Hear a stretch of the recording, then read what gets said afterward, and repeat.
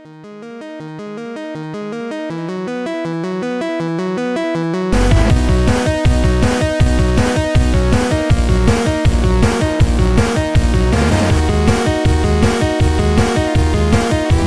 fellow nerds and geeks. Why don't you pull yourself up a chair, grab yourself a beverage, and prepare to enjoy a geek-tastic conversation. Welcome to the Geek Easy.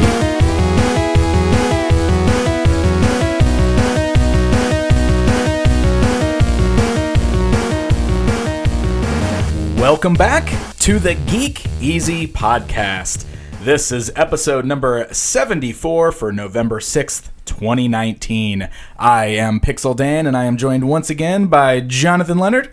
Hey. And Jaron McCaffrey. What's up? What is going on, guys? Back at it again. Back at it again. Back at it again.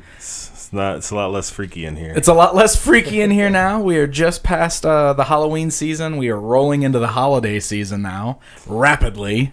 It's crazy. I was looking at the calendar and realizing that, I literally have Thanksgiving is next week. I have no weekends open for the rest of the year because it's just like all holiday stuff from this point forward. It's ridiculous. So if any of us still had retail jobs, we'd have been in holiday mode for 2 months now. Yeah, exactly. Exactly.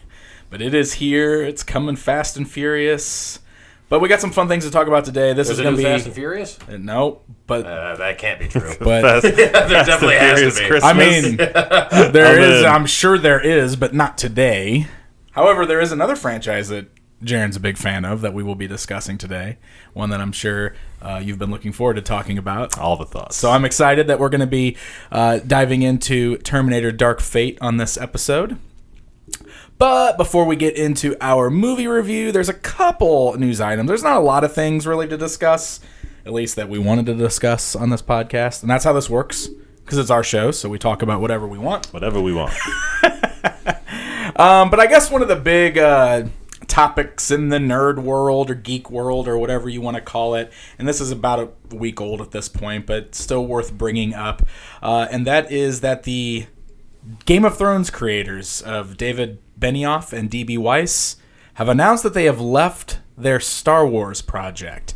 Now, it was announced a while back that they had been given the next trilogy, the next Star Wars trilogy, and I think that was after Rian Johnson exited the next Star Wars trilogy. It was given to these guys. We didn't have any information on what this trilogy was going to be yet, but this was supposed to be like the first non-Skywalker Star Wars trilogy that Disney was going to do, so it was going to be all new stuff, and these guys were the head of it, and apparently that's not the case anymore. So before we discuss it, let me just read this blurb real quick. It says that the pair who were set to helm the next Star Wars cinematic trilogy have left the project because of scheduling conflicts by their recent deal with Netflix. So apparently they've worked out some sort of deal for a show on Netflix, and they decided that was more important than Star Wars. And it's really interesting, too, because that kind of feels like Netflix kind of firing at Disney over the whole Disney Plus thing, maybe. I don't know. Maybe. Like, they just straight stole their Star Wars directors. I don't know if there's more to the story than that. We can't move that schedule. It's important. Yeah, exactly. So I don't know if that's what's going on there, or if there's more to that story. Because I saw at first, like, people were talking about them being fired off of Star Wars, but these articles don't seem to say that they were fired. It seems like they were left on their own.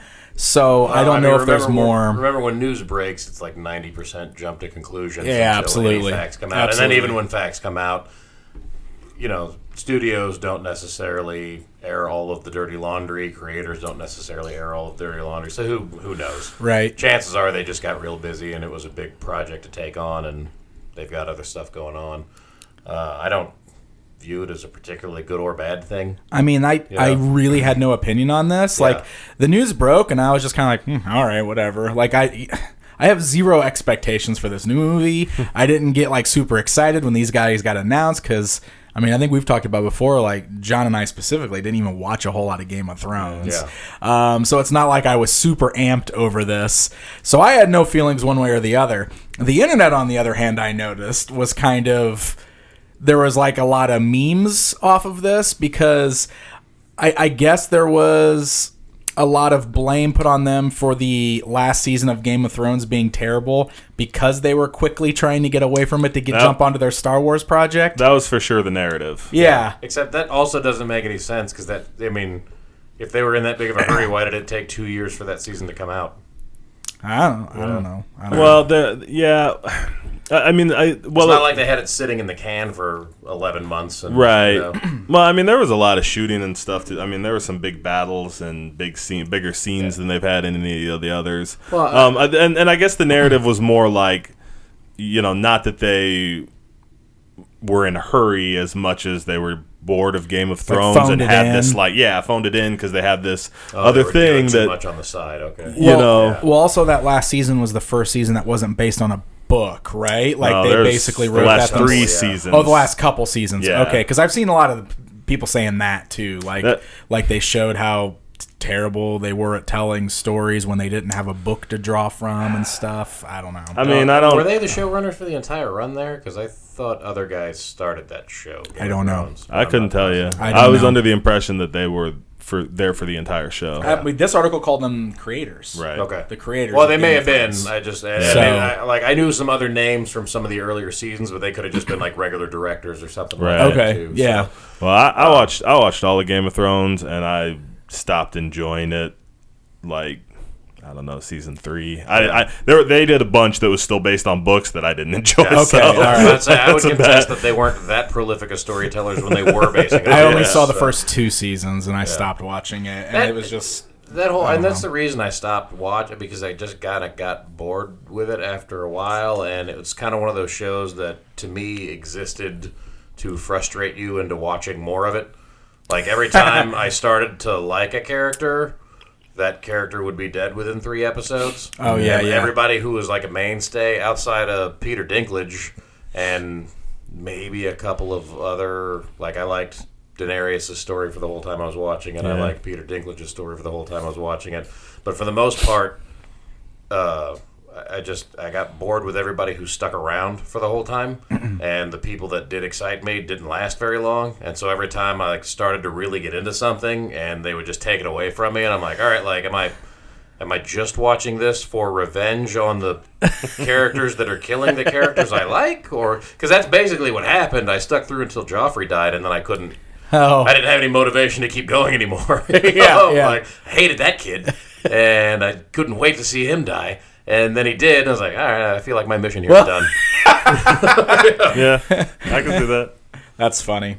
Yeah, I mean, I just noticed that there was a lot of memes that basically amounted to, oh, well, thanks for making the last season of Game of Thrones suck so you can hurry up and get fired from Star Wars. Like, that's basically kind of what the narrative seemed to be after this story broke. And, like, I found that a little funny, that people were doing that, but... Yeah, I just had no feelings one way or the other on it. So. Well, that's the thing with internet jokes sometimes, too. You don't even necessarily know if the person making the joke actually believes it or takes it seriously. Right. Sometimes it's just a funny gag. Just to jump on the trending topic and make a joke. Yeah, exactly. So, I don't know. I have zero expectations. I don't even know what we're getting out of these movies. You know what? Like, I'm at a point where I'm not sure what to expect out of Episode 9 still. So, I don't know. Well, it's like the Star Wars franchise since Disney took over has been plagued by just having bad interactions with filmmakers. I think like they had the kind of when Marvel was getting started, I don't know if they got lucky or if they really did their homework or combination of both or what, but they kept picking filmmakers that were right for the movies. Giving them some room to do whatever they wanted to do, and it just hit, and it worked every time, and they kind of grew from there, and then they sort of formed it into a formula.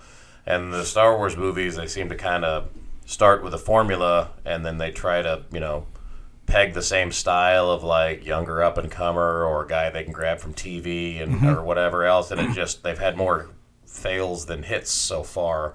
From their perspective, at least. Yeah. I'm not even complaining as a fan. I've liked all the movies that have come out so far, but I just know they've been plagued with problems. They've had extensive reshoots that they had to do on Rogue One. Rogue One was a big one. They had to bring in, basically other people to come and finish that guy's movie. Oh, that's right. Then, they had to fire the guys from Solo because they were making a completely different movie than they wanted. Then, Rian, is that how you say it? I think it's Rian Johnson. Rian Johnson was supposed to do the second of this trilogy and then his own trilogy, and he got a bunch of backlash for The Last Jedi, and then isn't doing another trilogy now, except actually I've heard within the last couple of days that they may be talking to him again. but at the time, he was going to be a big deal, and then he wasn't in the universe anymore. Colin Trevorrow made all that money with the Jurassic Park movie, and so he was going to do the third installment, the one that's coming out soon here, Episode 9, and then he made another movie after Jurassic Park and tanked, and then he wasn't doing a Star Wars movie anymore. They were going back to J.J. Abrams, because thus far he's been really the only one they've hired that they've had a pretty good experience with in front of and behind the camera, it seems. Right. So it's a weird dichotomy between those two franchises, both owned and ran by the same company, and they just get completely different results with the stuff they're trying, it seems. Yeah, it is weird because I was one of the people, like, when they announced the acquisition of Star Wars and were like, and now we're going to do all these movies. I was real excited because of their track record with Marvel. I was like, this is going to be great. Now we're going to get, like, the same quality movie set in the Star Wars universe all the time, and that's going to be fantastic because that's kind of the thing I've always wanted to see, and that's definitely not what we've gotten. Yeah. And, I've been fine with the movies that we've got, but they certainly don't feel like they're on the same level as even the Marvel stuff as far as, like, excitement and everything goes, and quality even. Yeah. Well, it's really just... There's so many X factors that you can't pin down. Yeah. And we did the Freak Easy, and we were talking about the Halloweens.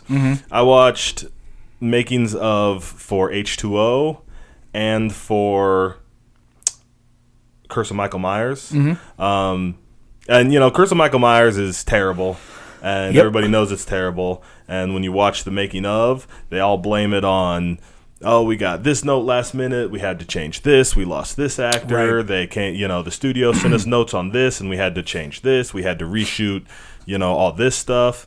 You watch the making of H2O, all that stuff happened to them too. They had, actors, they had stuff they had to reshoot, they had actors that quit, they had notes that they had to change, they had to redo, they did an entire cut of the movie with a certain composer, and the way he had orchestrated it. When they watched it, they decided they didn't like it, and so they had to redo all the music and go back. So, you just can't, movies, that's going to happen in movies. Like, there's just so many X factors, whether or not something comes together.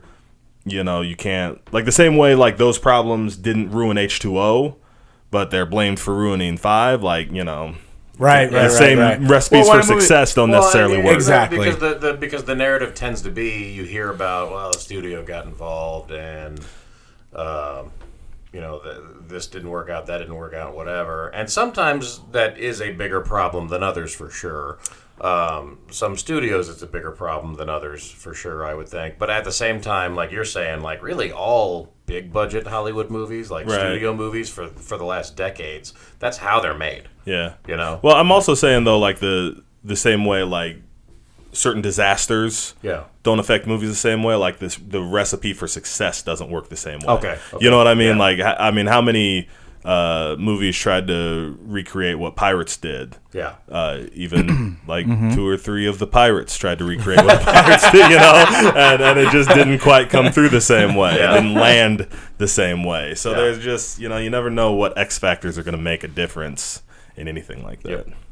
True dat. But, we're still always going to have Star Wars, so... They paid a lot of money for that franchise. Yeah, They're not going to let it just go away. Yep. They just spent all that money building extra additions to their theme parks that are Star Wars themed. They are not going to let those movies go away. No. They have to keep that income flowing. Yep. So, and if they slow down on them a little bit, that's fine. Yep. They own it now, so they're going to, yep. But speaking of other Star Wars stuff, at least something that I'm pretty excited about. We've talked about it a little bit, but they just released a new trailer for The Mandalorian. And Disney Plus is launching in like 2 weeks at this point, right? The 14th? 16th? 12th. Really? Yeah. Ooh. So it's real close. Yeah. So Mandalorian's going to be starting real soon. Like probably by the next time we record. Tuesday, right? Next time we record, we'll be able to talk about The Mandalorian, which is awesome. Is it gonna be a whole? Are we gonna have to binge the whole series the day it comes out? Actually, no, They're because releasing them. Are they? Okay, one episode gotcha. a week. Yep, is the way they're gonna do it. Is it weekly? I think it's weekly. I think. But Disney Plus, they're not going to do the binge thing at all with their original shows. All their shows are going to be cool. Yeah, they're going to release them on an episode at a time. Which, you know what, I'm kind of okay with. Like, it's weird. We're in this culture now where we do just binge everything. Like, that's just happened. But I feel a little relieved that I don't have to sit down and binge watch. Well, that you know, show. for sure. My favorite. I still like to binge, but my favorite thing to do is smaller binges. Like, I'll let like the shows I watch that are new. I let them build up, 2, 3, maybe 4. So I can have an afternoon. Yeah, that's not like a weekend of them. You know what I mean? Yeah, so that's I'm cool with that. I'll let them. I mean, when we binge, we only can binge like 2 or 3 episodes at a time, and we do it, a couple nights a week. So we don't really get a chance to fly through them all in one day or one weekend. It still takes us a couple weeks sometimes to get through a whole show. Yeah. And I hate that I feel like I'm racing the world sometimes with that stuff. Like like it's amazing to me how people will just be done with an entire show like 24 hours after it's come out. And they're already on the internet like, I can't wait for the next season, this and that, and they're talking about everything, and I'm just like, oh, blinders everywhere. Like I have to be careful everywhere I look. So I feel like I shouldn't say a lot. I feel like there are people that also just sort of skim watch some of that stuff, especially when it first comes out. Like, most of the first episode, most of the last episode, and some time in between here. Because there's been times where I've seen like reviews or heard descriptions of stuff, where by the time I go and watch the show, I'm like, none of that's even all that accurate. Yeah, you're probably right. You're probably right. Well, I think it's like 50-50 though. Like, a lot of people are like, you guys, us, know, and that's why I like the spoiler, I don't know, spoiler culture or backlash or whatever is so vicious now, because you know what I mean, because like everybody who has time to watch it when it comes out and like takes vacation or doesn't work that day or whatever they do to watch it and then post on the internet about it. I was going to say, that's the thing. Everybody else gets super mad about it. We don't just watch this stuff anymore. We make sure to scream all of our thoughts out as we're having them to the entire world. Like, that's just the way we are now. So it's like, it's crazy. Complains 3 guys with a podcast. Yeah. Exactly. I also love people who get yelled at for spoilers for movies that came out like 2 years ago. I know. Or longer. That's ridiculous. Yeah. I know. There's also a difference. I would say there's a difference because there's like us that do the podcast, and it's like, we know we're a spoiler podcast and we announce our topics. Yeah. And even when we start to talk about the topics, we're like, spoiler alert, stop it if you want. Yeah. And then there's people that are out there that like just tweet, hey, Snape killed Dumbledore. Yeah. Hashtag, whatever. Yeah. You know what I mean? And people who make that before Twitter, when you just had to drive around screaming that. Snape killed. One of the best viral videos ever. I remember laughing so hard at that. Yep. It was ridiculous. I mean, it's bogus as heck, but it's so funny. Person on earth that I've been in that line. but watching it happen on the internet, can't stop laughing. So that makes us part of the problem. To be entirely fair, though, that had already happened in the book. Well, no, it was that was what it was, right? It was the book release, I think. Yeah, it was the book release. It was the book release. No, because the video was people standing in line outside of a Barnes & Noble waiting for the midnight release, and a car drives by and just screams, "Snape killed Dumbledore," and some girl just goes, "No!" It's ridiculous. I don't know if I've ever seen that one. Yeah. It was one of those early viral videos. So dramatic. It was it was real messed up, but I sure did laugh at it because yep. The release schedule is mostly weekly. Mostly? Because I knew I just looked up. Yeah, well, like the first one's Tuesday the 12th at launch date, and then that following Friday is episode 2. Okay, so there's 2 that week. Pretty much Fridays until towards the very end. They do one on, so it goes Friday the 22nd, the 29th, December 6th, December 13th, and then Wednesday the 18th. And then not until December 27th for the finale. Okay. So there's like a after Christmas. Well, no. So they get one in right before the movie, right, and then you have to wait till after the movie to see the finale. Oh, weird. Oh, yeah. Yeah. That's interesting. That is the date that the movie releases too. Is Right. like the 19th or Yep. whatever. Yep. So have you seen the thing already where they've already said something like I only remember that because I was so confused when he sent that text. He sent us a text that said, I got tickets for Star Wars on the 19th. I just automatically assumed that was the 19th of this month. I was like, what? That's not. What? Actually, it was last month, though. Yeah. I was super confused. Then he explained, and I felt like an idiot.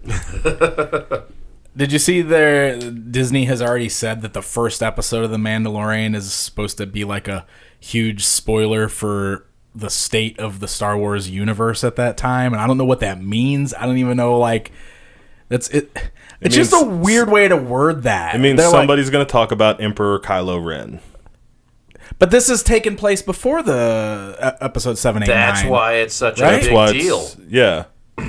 What? Oh, before 7, 8, 9? This Yeah, movie this takes place between like this movie between takes 6 and place. 7. I wasn't This movie paying takes attention. place after I Return thought of it the took Jedi with the place fall of between the Empire. movies. Okay. So that's why, like we see stormtroopers and stuff, like original trilogy style stormtroopers in this, but they're like after the Empire has fallen and they're like hanging on, kind of like the that's Empire's just- still. So that's just a clickbait news it's item. what it felt like. It felt very clickbaity. I was Because gonna- I read that and I was just like, so you mean like the plot of the series is going to be revealed in the first episode? Because that doesn't seem very far fetched. I was gonna bring this up a minute ago because I feel like corporations are just like releasing clickbait news. Yeah, that's like for sure. announcements now. You know what I mean? Yeah. I don't even mean like they're like, oh, this will be a good article for our Well, they're playing news into the outlet. culture. Yeah, exactly. Yeah. That's why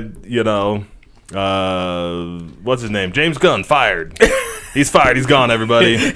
yeah. Good. Yeah, Great. you're right. Oh, 2 weeks. 2 weeks, and you're cool. Or well, what? That was a few months. And he was back. Right. But Spider-Man.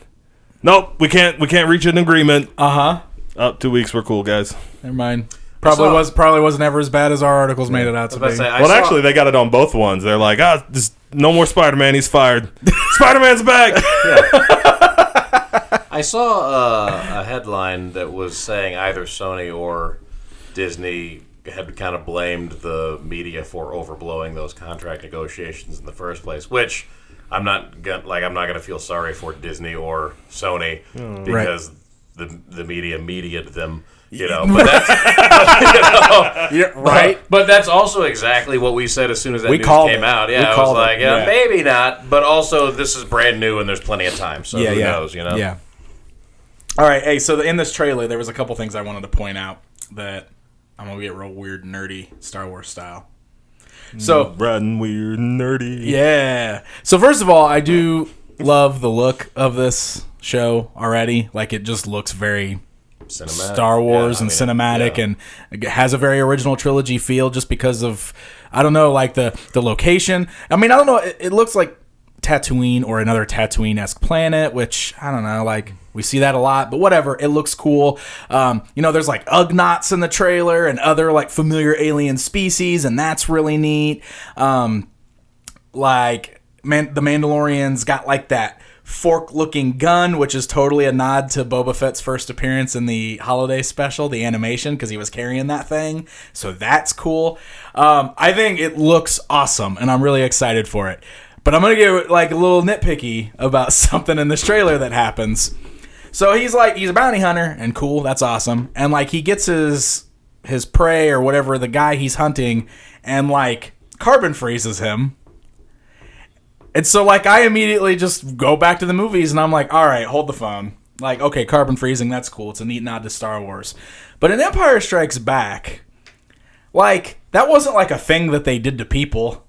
Like, Vader had them test the carbon freezing chamber on Han to make sure somebody could survive the process so that they can in turn use it on Luke so that he can bring Luke back to the Emperor, right? Yeah. And they had like this giant like chamber for it because it was like that's what they did there is they froze things. Yeah. So now they're just carbon freezing everybody. That's just become a regular thing now. Like How the it bounty, works. the bounty hunters were just like, "That's a good idea. We're all gonna do that." I don't now. want to undercut your nerd rage, bro. But if there's anything the Death Star has taught us, it's that if something in the Star Wars universe works, they're gonna keep doing it. Okay, well, it's not nerd rage. I'm just being nitpicky. No, because come also on. it's like he just had a portable carbon freezing thing in his ship. We don't know how, but like I said, Technology advances, bro. Okay, all right. This was And also, once that worked on Han, wouldn't that be like sure. all of the bounty hunter rage? Like For Fett sure. was immediately like, guys, check this out, and just like sent that out to everyone, Yeah. like sold his plans. No, once that's gonna be the once that's once gonna be the spoiler. Jabba gets one, Once Jabba gets somebody frozen in all the other carbonite, Hutts want every one? other gangster in the galaxy, then it's Blink. Well, I got 6. Look, this is that's gonna be the spoiler. John. This is for- Dylan. This is Derek. All right, That's all going right. to be the spoiler for the universe as a whole. Is you find out that Boba Fett did survive that Sarlacc pit, and then he immediately came out of it and patented the carbon freezing units. And now he's just sitting there sipping margaritas on a beach planet somewhere, Well, all the bounty hunters are out there. rolling through all his carbon freezing money. Amazing. I hope that Dread Pirate Roberts his armor. So the new guy's just he's calling himself Boba Fett, but it's just Carrie Ellis the whole time. I would watch that show so many times. Oh man. Somebody would be in the Disney mailroom going, "Why does this guy keep sending us checks? He's already subscribed."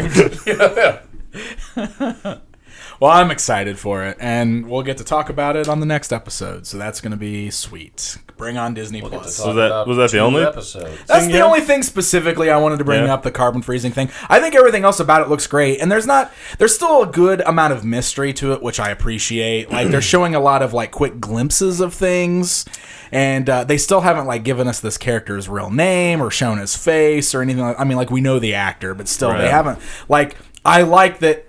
So far, this character is just this mysterious Mandalorian who's a bounty hunter. Yeah. I like that. I think that's cool. So, well, I kind of wonder if they're not doing that because it's not Boba Fett, but they don't want to say it's not Boba Fett. I don't think it is Well, Boba I mean, Fett. like, I wouldn't be surprised though if they like do something with Boba Fett. well, but I mean, they don't want to say. I'm saying they don't want to say. You know what I for mean? the like the people who don't already Right. like the people who are looking at it and going, "Oh, it's that Boba Fett guy from the Yes. old Star Wars movies." I see what Yes. you're saying. Like they're not telling people that they're wrong. Yeah, that it's exactly. Okay, I get you. Exactly. I get you.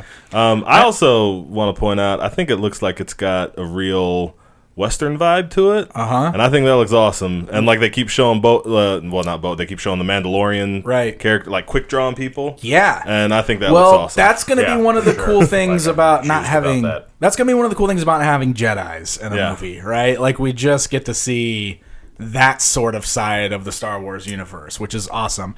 And honestly, like Westerns had an influence on George's original vision for those original movies, right? Like, they were kind of trying to make a space western of sorts. Yeah. weren't they? No, I don't think so. That's Star Trek was sold as a space western. Really? I always I always thought I don't get the same.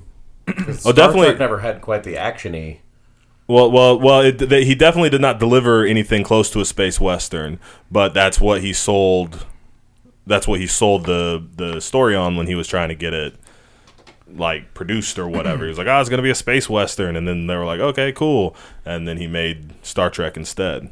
I'd always, there's just so much with Star Wars that is, fantasy, sci-fi fantasy. It's got knights and wizards and Knights and wizards. Yeah, I know other than Han, I never got anything Western from those. Well, movies. and he drew a lot of inspiration from like samurais and stuff like that too, right? Like Vader's look is supposed to be very samurai-esque. But he was mostly like trying to revisit like Buck Rogers, right? Buck Rogers and that because Star Wars, you always hear being a product of the 30-year cycle because they were trying to make.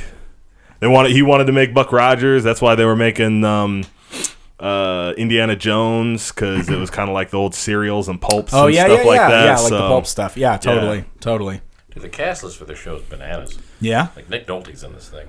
Oh, wow. Bill Burr, who I thought I saw in the trailer, and I went, man, that guy looks way too much like Bill Burr. Apparently is him. Just Bill Burr. Yeah. Giancarlo Esposito's in it. Werner Herzog, which I like that they're doing they're going with the.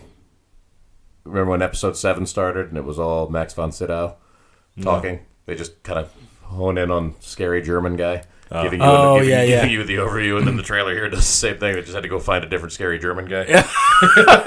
But Carl Weathers is in there. Ming-Na Wen from Agents of S.H.I.E.L.D. is in there, which that's when I saw when this trailer, debuted, the news on that. So there's like a bunch of people in there that are recognizable. I'm excited. I hope it's awesome because it looks awesome. So that's going to be cool stuff. All right. Well, was there any other trailers or anything you guys want to discuss, or do we want to just jump straight to Terminator? Because I don't really have anything else I want to. That was my one thing. Some new trailers have hit, but nothing that really requires description, I guess. Okay. So.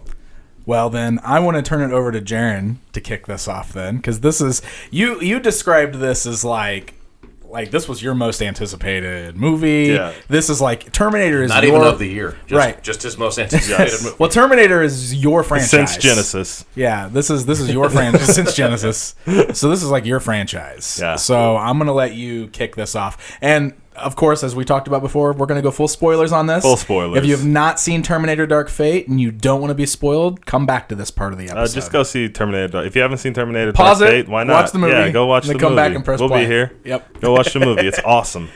There you Spoiler go. alert. Spoiler it's awesome. alert. It's I love awesome. it. Do we have to sit here till they get back? Yeah. But it's cool because technology works so that... I got to go to work in the morning. Oh. Sorry, John. All right, fine. Jaren, kick it off, Jaren. Man, I liked it so much. Yeah. I don't even know where to start. Let's see. Should I start by talking about... I guess we should talk about the franchise, because I love the Terminator franchise so much. And it is always... The 1 and 2 were the slumber party staple.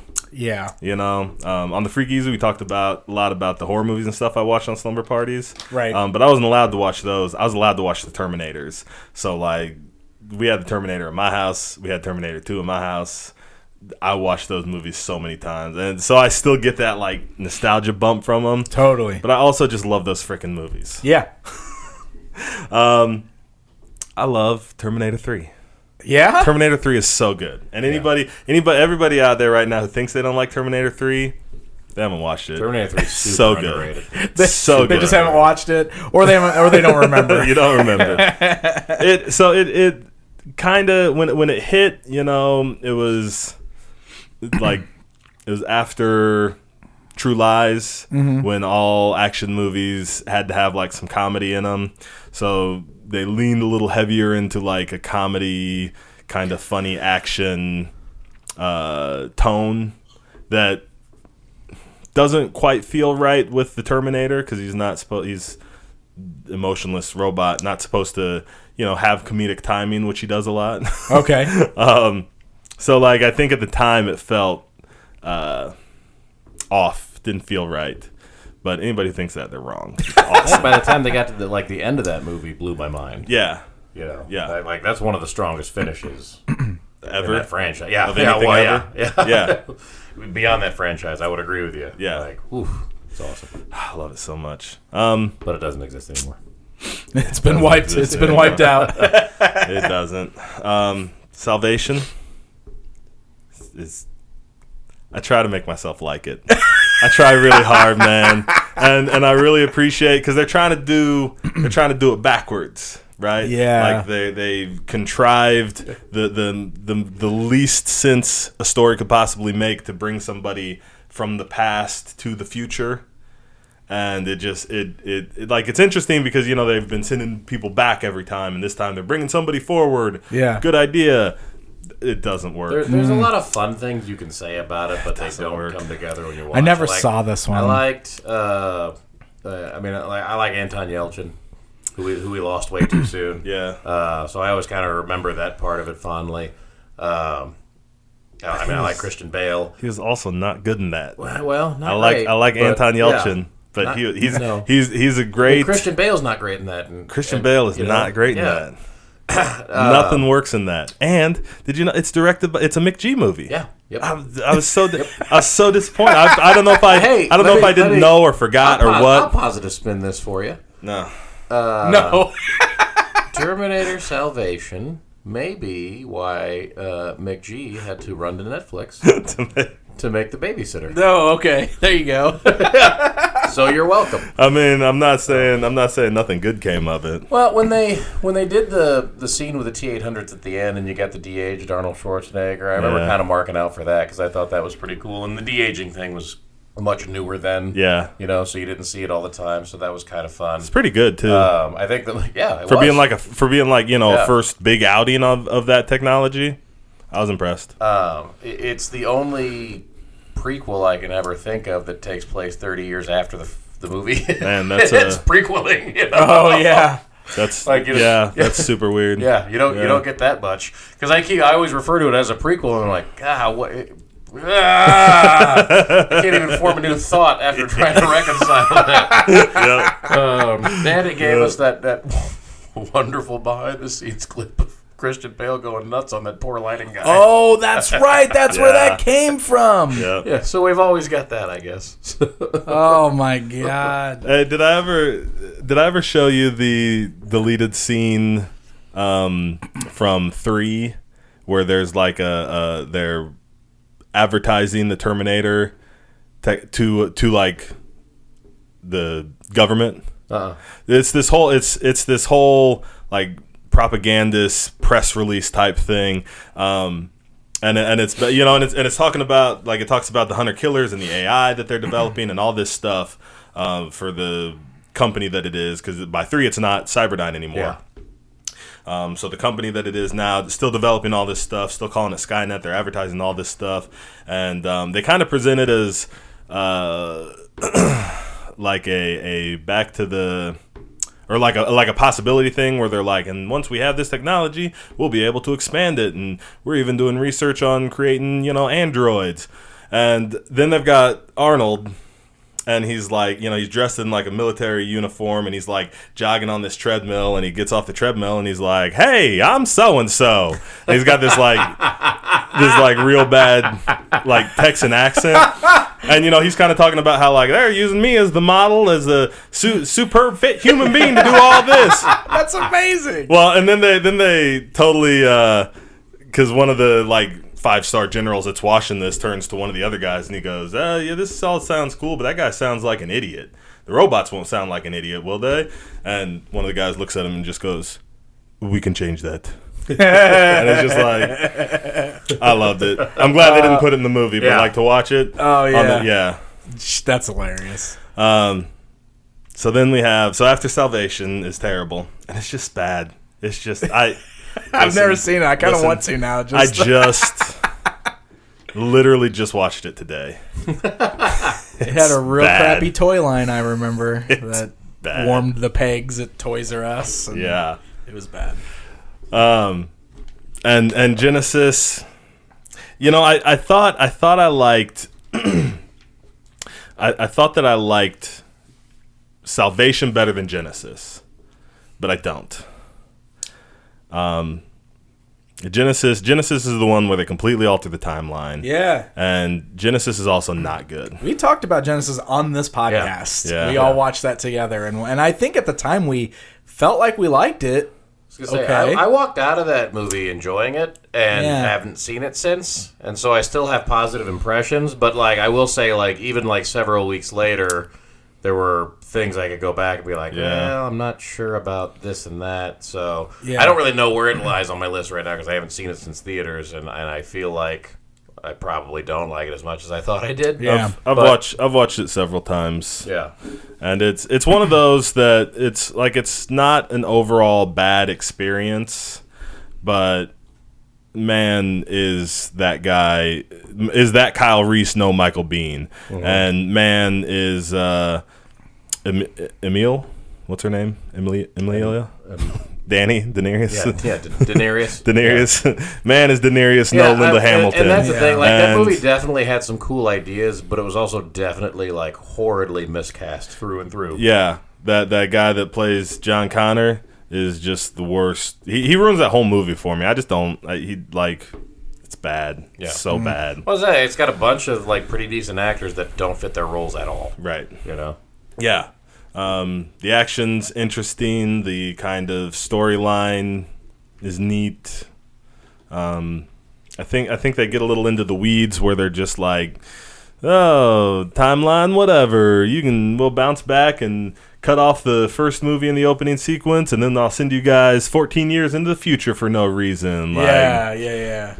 You know, Forgot about that. And if he can do that, you know, like he went back in time and raised Sarah Connor from the time she was like 5 years old.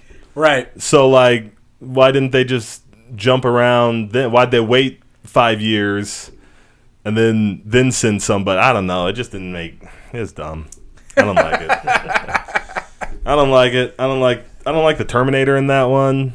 I mean, not Arnie. I don't like the Terminator that is John Connor. Right. Is not a good Terminator. Okay. Right. Gotcha. They were trying to put like a new spin on the Skynet, you know, and it was like, oh, it's this app or it's this new OS. Yeah. It was neat that they tried to take it that way, but it just didn't add anything. You know what I mean? It just they didn't. It wasn't clever. It was just like, hey, apps are a thing now. What if this is a app in development? Yeah. Like, okay, guys, whatever. Well, and the guy who directed that was the guy who directed like Thor: The Dark World. Yeah. And he was a Game of Thrones guy too. Yeah. And he's one of those that's bad at movies. Well, I mean, yeah, kind of. Like, because he was getting a big name off of Game of Thrones, and he got a couple of pretty big franchises, and I mean, he didn't make all-out unwatchable movies out of them, but also he didn't advance anything on either of them, you know? And he basically just stalled out of the gate. Yeah, I don't think I ever knew that, and knowing that, man, this is totally, like, comparable to Thor: The Dark World. Yeah, Terminator movies. Yeah, for sure, because it's totally not bad to sit there and watch, but then when you compare it to anything else, you know, like Salvation doesn't count because that's just a straight bad movie. yeah. Because if you're watching an entire franchise, you're not miserable sitting through it, but you will never choose to sit down and watch that for no other reason than to watch it, you know? Yeah. Also, while I'm bad-mouthing like Salvation and Genesis, anytime I sit down and watch the first three, I can't not watch them too. Just like full disclosure, I watch them. You watch all of them? Yeah. Like I will watch 1 and 2 by itself. But if I watch 3, I'm watching 5. You have to watch the rest. I'm watching 5 Terminator movies. Were the Sarah Connor Chronicles canon?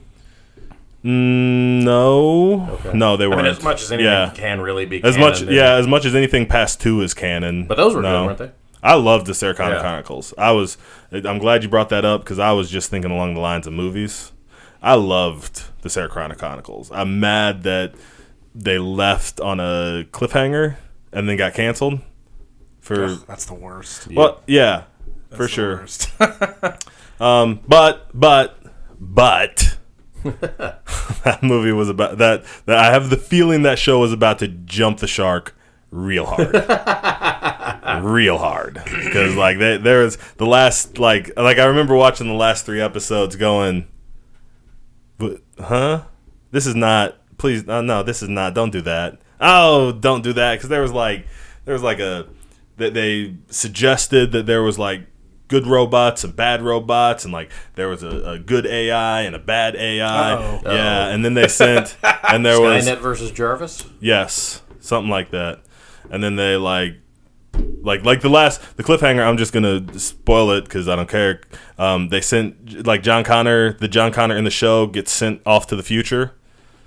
Like from that show, like there's time displays. They sent him to the future, and then like, oh, that's the end of that series. So good, because that was about to get real bad. Everything else in that movie, what's her name? Circe. Like how none of us like Game of Thrones that much. I can only identify actors by their Game of Thrones names. Lena Headey. Yeah. Lena Headey. I know her name. Lena Headey. Man, she was a Linda. She wasn't Linda Hamilton, but she was a good Sarah Connor. Yeah, she was a good Sarah Connor. The John Connor I liked way better than Eddie Furlong. Right? Did I say that name right? I think so. Yep. That sounds right to me. That's definitely right. Yeah. Okay. Yep. And River. River was a little Terminator. Summer Glau. Oh, yeah. She was a little. She was a great little Terminator chick. That show. Watch the first season. You should if you should watch the first season. Right? I think it went 2. Okay. You should watch the first season. It's real good. Okay. Now we have Dark Fate. So most of that stuff now doesn't matter because Dark Fate does the thing where like it goes back and starts after Terminator 3, Terminator 2. It's a sequel to Terminator 2. It's a sequel to Terminator 2. Doing the same thing the Halloween movies are doing essentially. Yep. And which I think is I really like that. I think that's a cool thing. That's a thing now. Yeah.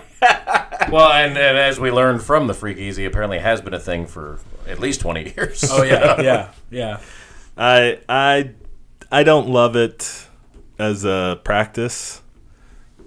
Super okay with Dark Fate. I love the way Dark Fate's done it. And when I'm okay, I was open to what they did in Genesis because when you're playing with time stuff, play with the time stuff. Yeah. Change. Like, sometimes you run around time movies going, oh, we got to change stuff. But then you create like franchises or series or whatever where nothing ever changes. Yeah. It kind of is like, okay, well, that's not a... and Genesis did the whole erase a bunch of the old movies things, but it did it as part of the story in canon. You know? Yeah. So it's not exactly the same. This one just pretends 3 movies didn't exist. Right. However, from a creative standpoint, this one makes, as much sense as a lot of these seem to, because this is James Cameron's return to the franchise also. Yeah. Like, he wasn't really, outside of his name being in the credits on all of them, I'm sure, somewhere, he didn't really take any part in 3 or Salvation or Genesis. Right. And so when he didn't direct this one, but when he comes back to the franchise as a producer and a creative force, he goes, all right, I want to make a sequel to my movie. Yeah. It makes sense. Yeah.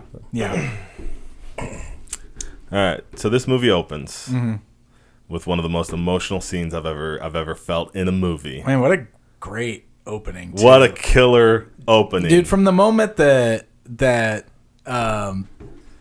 Linda Hamilton is doing that voiceover, and we see that scene with all those T-800s marching out of the water and stomping on skulls, and it's just like, oh my God, it's Terminator right away. It just feels that way. Yep. It was awesome.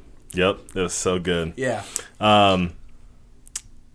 So we open, man. They de-aged Linda Hamilton for this scene because we opened had to be the most flawless. This was the best. This was the amazing. Best. This scene looked like it was shot at the end of Terminator 2. Like, I've seen de-aging that I went and looked, man, that looks absolutely perfect. Yep. And I'm pretty sure if I go back and watch it now, it'll look like garbage. Yeah. Because that was absolutely perfect. Real good. Yep. You almost questioned yourself. Like, is this what? Yeah, like, did this a deleted scene? This in 1992? Is this a deleted scene I've never seen? But it's not. And so I guess that's supposed to be like post destroying Cyberdyne. Mm-hmm. It's after the first Judgment Day's date, because this was like 98. Yep, after the first Judgment Day's date, and Sarah Connor and John are. I mean, they look like they are. They look like they were on like a cabana on a beach somewhere. Yeah. Except they didn't look like they were dressed to be on a cabana on a beach somewhere, and. Like, her I can get because she's Sarah Connor. Right. But, like, I don't know. It just like, I was looking at that going, where are they supposed to be? What is this? Is this like Joe's Crab Shack in, Ohio? Well, it was definitely a beach area. And I think they even had a location, like, listed, maybe. Maybe not. I don't remember seeing a location. Sure. Honestly, I think the de-aging on Eddie Furlong was too good.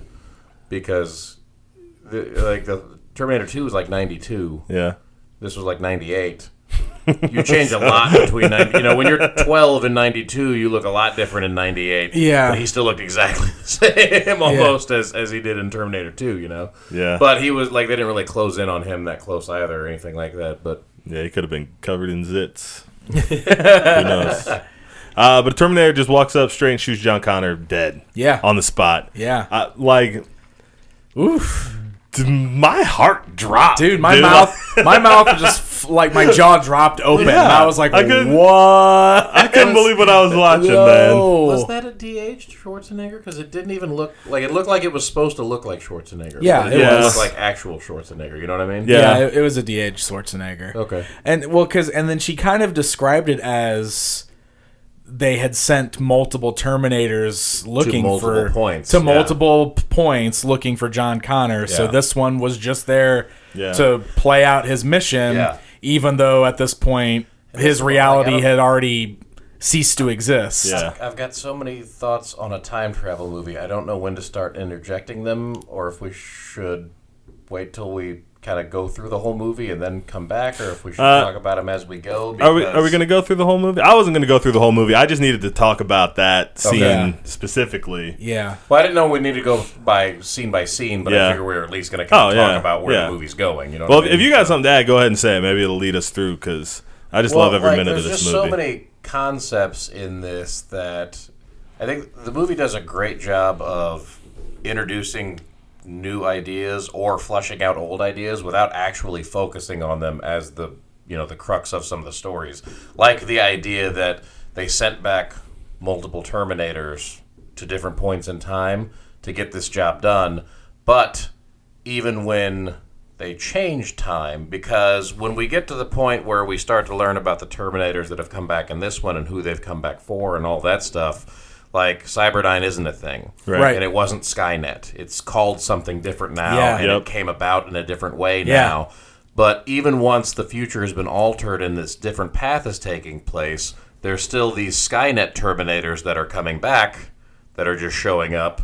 And so it's this weird mix of like the Arnold Terminator that's in the movie shouldn't technically exist in the timeline that exists in the movie. Right. But, so it makes time travel that much more confusing, but also is such a cool concept. Exactly. Yeah. I mean, there's always weird troubles with time travel, right? And it's when you start to really think about it, it makes your brain hurt.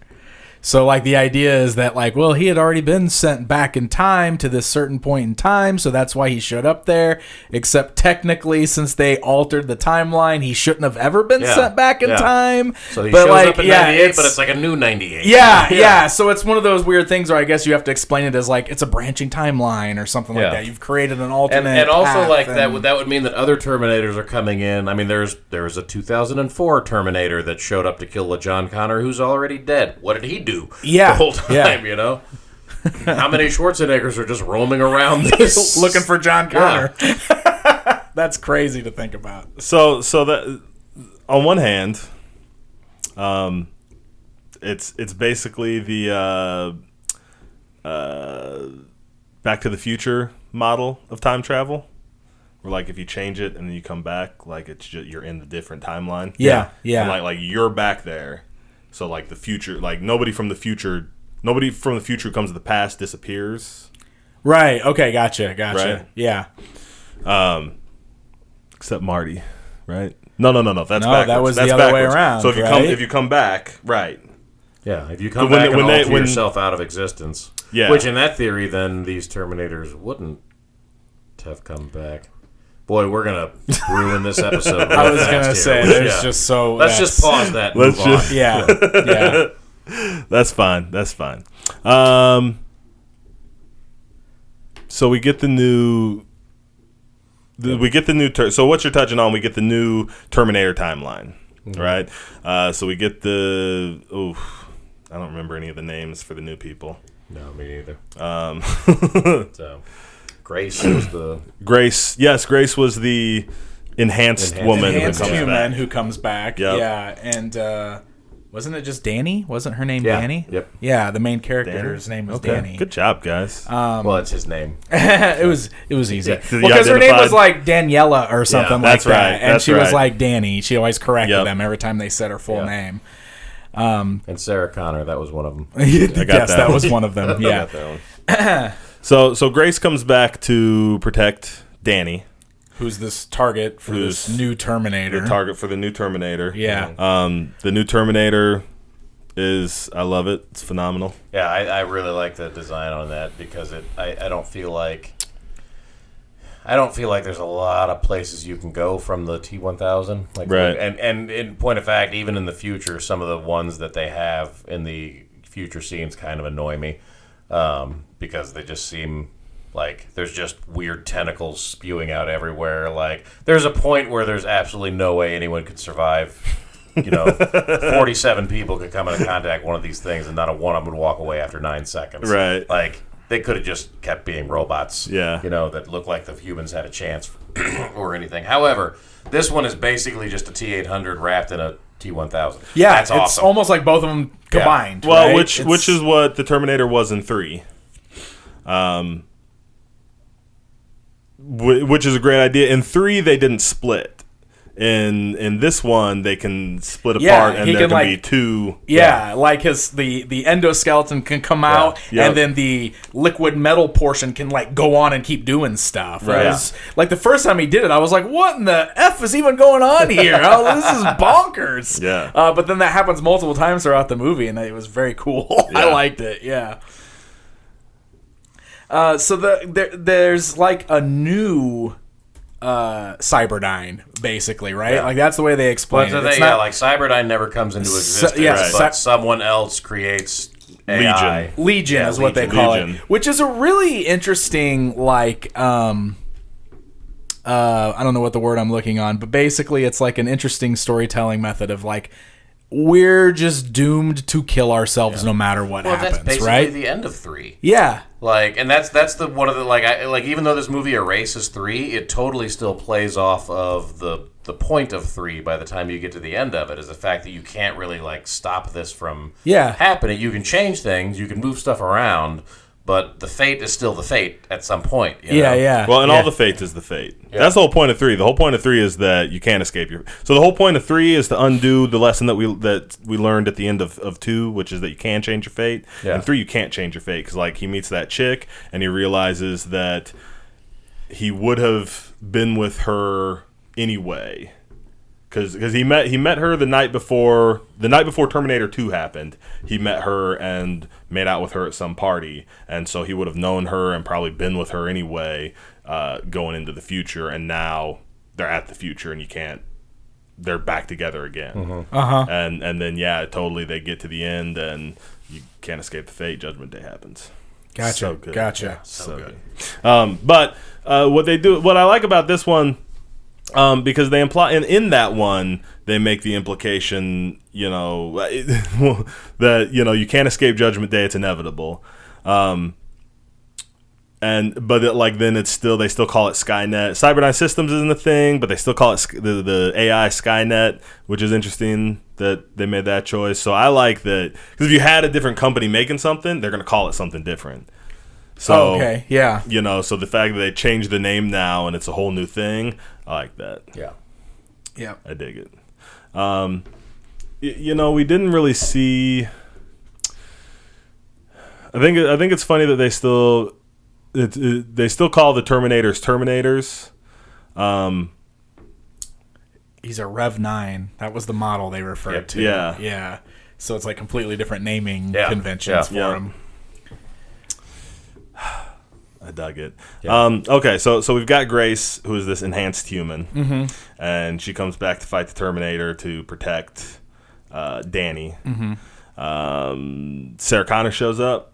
Yeah. And man takes that Rev 9 to school though, right? Boy, man, that is just the coolest thing too. And that was in the trailer, but still, when that scene happens, it is just the best because. Oh my god, dude! Yeah, she just lets it know, dude. Yeah, and then I love it too because that's where we get the revelation because they're just Grace is obviously trying to figure out who she is and why she's there and why she even knows about all this. Right. And because the Connors aren't a thing in the new future. Right. Because they don't know. Yeah. Because I love it because she Sarah Connor explains herself to Grace, and Grace just has no idea what she's talking about. She's never heard of John Connor. She's never heard of Cyberdyne, all this stuff. There's no idea, and then she kind of almost has that defeated that's because we changed the future, we changed all that, we stopped all that. You're welcome.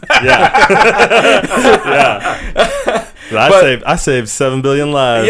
Yeah. You're welcome. Yeah, nobody will ever even know it. Yep. But that's where she kind of reveals basically that she's just been getting text messages with coordinates that always just gives her a specific coordinate and then ends with for John. Yep. And every time she goes to these coordinates, one of these Terminators shows up and she kills it. Yeah. So she doesn't know why she's doing it. She just knows that every time these coordinates show up, there's going to be a Terminator there and she's got to stop it. Which I still wonder too, like what would those Terminators even do once they get there? Because they were all sent back to kill I assumed John Connor, right? No, I assumed they were. I think these are all after Danny, right? Yeah, I assumed they were all coming I think back. these Terminators are going coming? after Danny. Okay. Yeah, because later on when we meet Carl, doesn't he explain that he's Carl? Yeah. Carl, how would Carl? Oh, because he can track him. Never mind. Well, he tracked them, and there was like a time displacement thing. We'll get to that. Yeah. I got my mix. I got mixed up. Yeah. I caught up. We're good. Yep. So when Sarah Connor shows up, so there's a couple things that happen when Sarah Connor shows. Well, two things. When Sarah Connor shows up, it's awesome because Linda Hamilton's back. She's the best, dude. She's oh my amazing. god, man. Yeah. She takes out that Rev 9 pretty quick. That's also about the point we find out that Grace is not like she'll burn out, right? Yeah. She starts to run down. She runs out of gas or whatever. So she can't, the idea being that you either kill a Terminator in a few seconds or you die. Yeah. Otherwise, she needs like quite a bit of drugs. Yeah. Basically, it was like insulin and a whole bunch of other stuff that she needs to like cool her system down and get her back to normal. Yep. Well, and it seemed like she had to have those all the time because once she starts taking those, like she keeps taking them. Yeah. So I think that was something she needed in order to survive having the implants and augmentation. Right. The other thing that is awesome when Sarah Connor shows up, for me, and you realize that pretty much you haven't like everything that has happened so far is everything you've seen in the trailer, and you're only about 15 minutes into the movie. Yeah, totally. Like that's one of those where it's like, man, I can think of one action set piece that I know we haven't seen yet. Otherwise, everything else I've already seen in the trailer, so I've got a whole movie left. This is awesome. Yep. Yeah, totally. They did a real good job with this one of not really spoiling a lot of stuff that's going on. Yep. Because it took a while for her to get Grace to like explain everything that was going on, right? Because they were trying to figure out Grace wanted to know where the coordinates were coming from, and Sarah talked about how she hadn't been able to trace the text messages back, and Grace she just figures it out real quick. Grace rips her phone apart and is able to use her augmentation to figure it out. So what are you doing? Future stuff. Yeah, future stuff. But at that point, she gets the coordinates for where the texts are coming from and realizes that those exact same coordinates are tattooed on her stomach. Yeah. And then that's when she explains that she was told that if she gets into trouble, I'm supposed to go to these coordinates, but I wasn't told why. Yeah. And so now we've got this weird thing where like, okay, well, whoever this is talking to Sarah, but also the future knows about whoever this is and knows that they could be a help. And that's where we go meet Carl. Yep. Which Carl is my bug. Carl's your bug? Carl's my bug. Okay. So Carl's the Terminator who shot John Connor. Yep. Carl's explanation is that after he killed John Connor, he had no programming left. And so he was aimless and randomly decided to take care of this woman and her son and learned how to be a person. Gave him purpose, I thought that right? was absolutely perfect and flowed in with everything we were talking about like, pulling motifs from the other ones and kind of running and how you can't escape your fate, basically, because I felt like Carl here was basically the extension of the Terminator from Terminator 2. And like that one melted and was gone, but had gone through that process and was like on the path, was set on this path in Terminator 2. And so this one comes, and yes, he completes the mission, and then he kind of wanders off, but I feel like then he's got, 20 years or whatever it is between these movies. Like, he ends up going through basically that same path. Because I feel like this is where the Terminator 2 one could have easily ended up under slightly different circumstances. And so it felt like it built off of kind of what we saw the robot go through into, and added to that idea from, like 3 or any of the other ones that, like, you can't escape your fate. Like, you're just sort of kind of caught on that. So I thought that played into all of that stuff pretty perfectly. Here's my complaint. Here's why it doesn't work for me. 2 reasons. One, this was not a Terminator that was captured and reprogrammed by the Resistance. This was a straight murder Terminator that showed up to murder John Connor, and then he just shuts down. Also, in 2, they had to reset that Terminator for him to be able to learn. Even after he had been reprogrammed, they had that scene where they have to open his skull and reset him so his learning switch would kick back in before he could learn conscious. Before he could learn now why they cry. But was it because he had a learning module anyway? Like you're right now, and I'm trying to remember what the specifics was it for. But so I just watched it today. Yeah, the Terminators are programmed to learn, but when Cyberdyne sends them out on missions, it shuts it off so that they can't do any unauthorized learning. Okay. So even though the Resistance had grabbed him and reprogrammed him, they don't know about that switch. So they had to open him up and basically reboot his system so that that switch would come back on, and then he could actually learn how to be more human. Yeah. So that Terminator, the straight murder Terminator, would not have had that switch. Would that, if it only turns off when he's on mission, wouldn't it have turned back on once the mission was completed? I guess you could say that. Except that, like, on mission, the way he explains it is like when he's out. Well, I guess that's the way I took it. Like when you're out on mission, like Cyberdyne has to turn it back on. So there's Skynet. So like when he would report back, then he'd turn it back on. But I guess maybe, I don't know. I feel like that wouldn't be any better. Like if you accomplish your mission, it just like shuts off. It's like, oh, what am I doing here now? Well, I mean, it can't travel forward in time or anything like that, and so I don't know. So they programmed them that way. Just blend back in. I mean, kinda. Well, one of the things I was gonna say in Sarah Connor Chronicles, one of the things they set up was that there were lots of Terminators around, all with different missions, and some were just like stockpiling certain supplies, and some were what were some of the other ones doing? I don't know. But like in 3, she had a list of John Connor's lieutenants to go kill as well. So it just played off to me that he would just like show up and I shot John Connor. Now I guess I'll just go shut down. Or I'll take care of these kids. You know what I mean? Like that just played off to me. Yeah. And I don't know. Like I said, I mean, they don't really fully explain it either way, I guess, to a satisfactory degree. Yeah. It was just easy for me to go like, all right, I want to like this. I figured out a way where it works. I'm happy. I like it without figuring out a way that it works because I love Terminator. Yeah. So once we find Carl, who Sarah Connor does not like. Who Sarah Connor does not like at all. Yeah. She's not going to call him Carl. Oh yeah, she's not gonna call him Carl. Well, I love too how like they call me Kyle. Like he's explaining, every time he's explaining about the woman and the son that he's basically like been living with all this time, and she's just so cynical about the whole thing. She's just like, so what? She didn't realize a 700-pound robot was laying on top of her. Yeah, and that's when he's like, our relationship's not physical. It's like, man, this is crazy. What'd he say? She appreciated having someone who could change diapers and something else. Oh, something. I laughed at that line. I think he said competently change diapers or something like that. Yeah. Or help carrying the groceries. Help carrying the groceries. Yeah, That was it. You could change diapers and help carrying the groceries. Yeah. Man. Okay, so Carl's got a conscience now.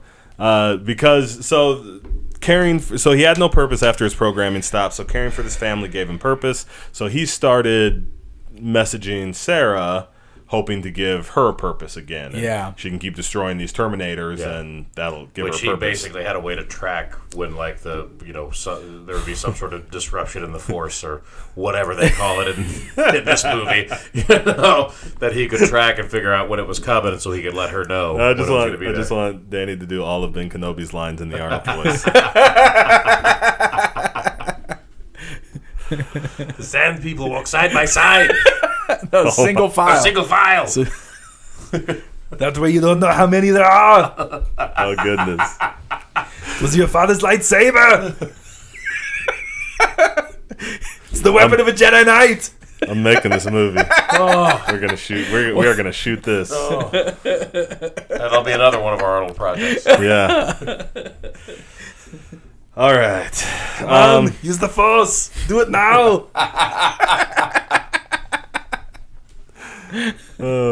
Do we know anybody who does a good Sinbad impression? Oh my god! Because we can 100% do Star Wars all the way. Star Wars just turn every movie into Jingle All the Way. I am way in for that.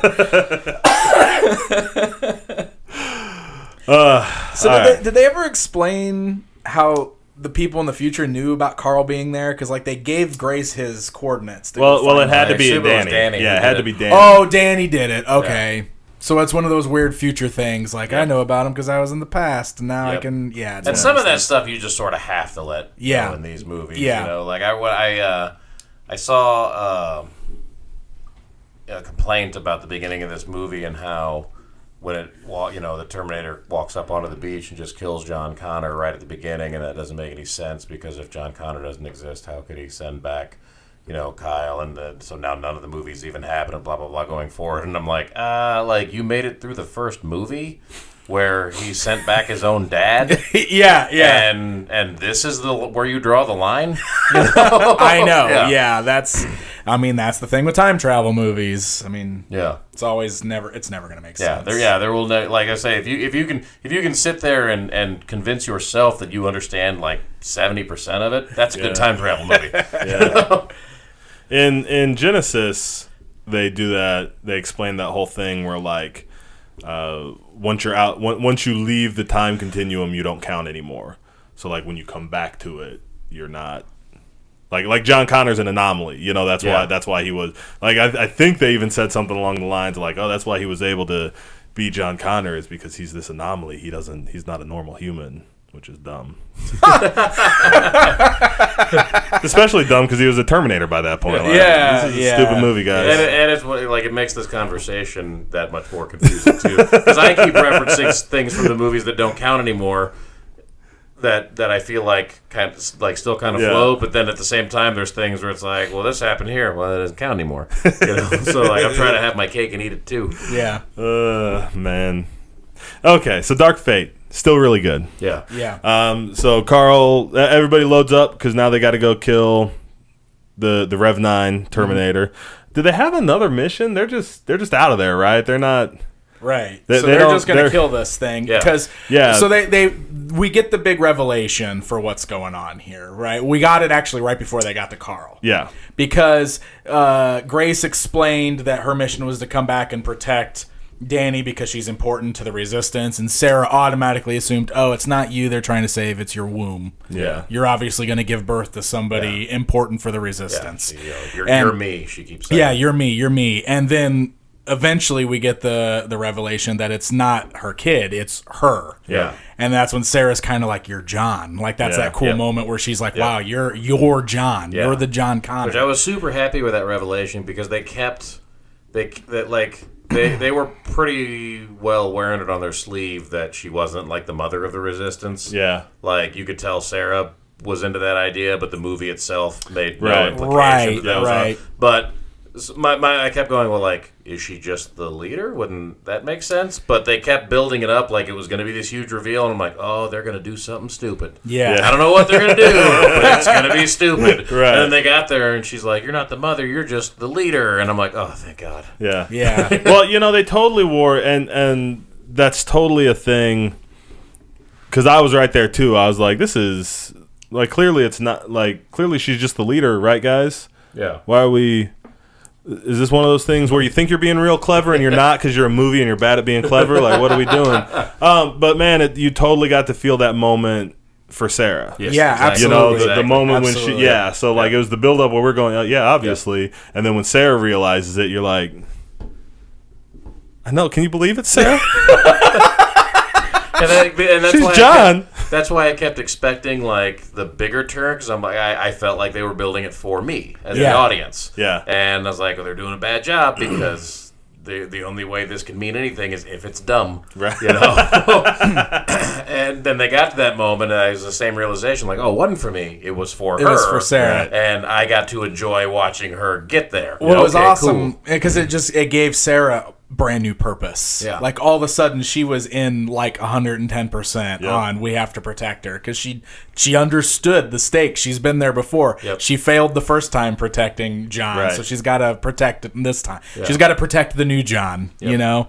So that was awesome. I thought that was so well done. So awesome. Some more stuff happens. We get some real cool action scenes. All the action scenes were top notch. Yeah. When they were fighting on that plane, it was super cool. Yeah. When the Terminators were fighting each other on that plane. Which I also feared from the trailer would be like the moment I checked out of that movie. Really? Because I just had like it looked cool, but I was like, they're okay. I guess they're in the air now. They're gonna fall out of a plane and be fine. But no, it played awesome. I was gonna Yeah, say I was real happy with all the Terminator fighting scenes. Yep. When like anytime Arnold went 1-on-1 with the Rev 9, I was like, "This is awesome!" Yeah, like yeah. I was way into it. I thought Sometimes it was 1-on-2. cool. Yeah, exactly, Yeah. exactly. But I thought it was real well done. So I kind of feel like we can thank all the superhero movies for that. Yeah, because now it's like there's a template and like it's okay, you know, and they were just like, you know what, it's two super robots from the future. We'll just let them do whatever they want. Yeah, you yeah. know? And not it was not just like it was real cool seeing him do things like reach out and just like peel the skin off of his arm like so Yeah. super easy Yeah. and then you know like once we started getting battle damaged Arnie and we started like getting like you know the exposed eye and the thing, it just felt when very he became the Terminator. it yeah. felt like Terminator. Right. It was real cool. Right. Like I liked that quite a bit. So good. It was real good. Yeah, he was. And you know what? I'm just gonna throw this out. That Rev 9 was kind of a punk. Yeah. I mean, in the best kind of way. Like he got beat up a lot, man. Like he was kind of it was kind of one of those things. Like the relentlessness of it was worse than like fighting it. Yeah. You know, and I think was kind of like you kind of saw that in the idea of, you know, because that first time Grace fought him, she took it to task. You know, Yeah. she beat it, knocked it around with a sledgehammer, and you know, crushed it under the thing, and like she whooped it. Yeah. She whooped it in the very first time she runs into it. Grace just runs in and beats the hell out of that thing. Yeah. But it doesn't even kind of stop it a little bit, and Yeah. she's about to die. Right, you know? right. Like, so like that kind of keeps it. But you know, then again, like when Arnie shows up, you know, I mean, theoretically, he's inferior to this thing. Right. But man, he was whooping it.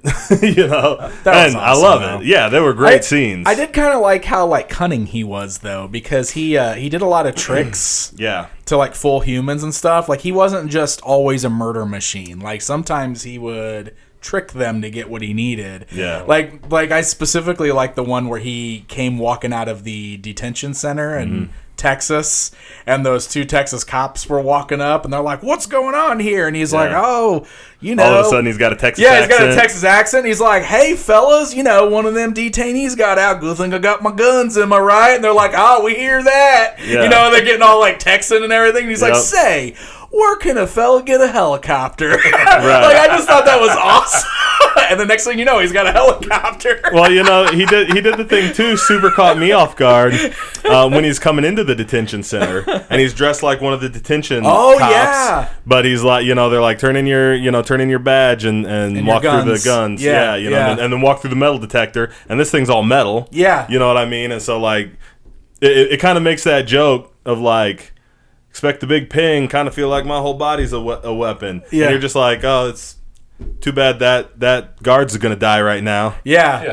You know, and then he walks through and it pings, and he's like, I got a metal hit, took a slug in Afghanistan or whatever, and he's like, oh, okay, thank you for your service, and they just let lets him go. Yeah. And that guy doesn't die at all or anything. Like it caught me. I was It like, was that pretty was amazing. I was like, good job, actually. guys. Yeah. Good job. Yeah, I thought that stuff was pretty cool. Yeah. It just showed how smart like they created it. Like Yeah. to pull, you know, like he had a mission to accomplish, but it wasn't just murder everything in sight until he gets to it. Like he was manipulative, and I thought that was really cool. Yeah. So yeah, I guess where are we at here? I guess we're at the end. We're at the end. Yeah. We're at the end.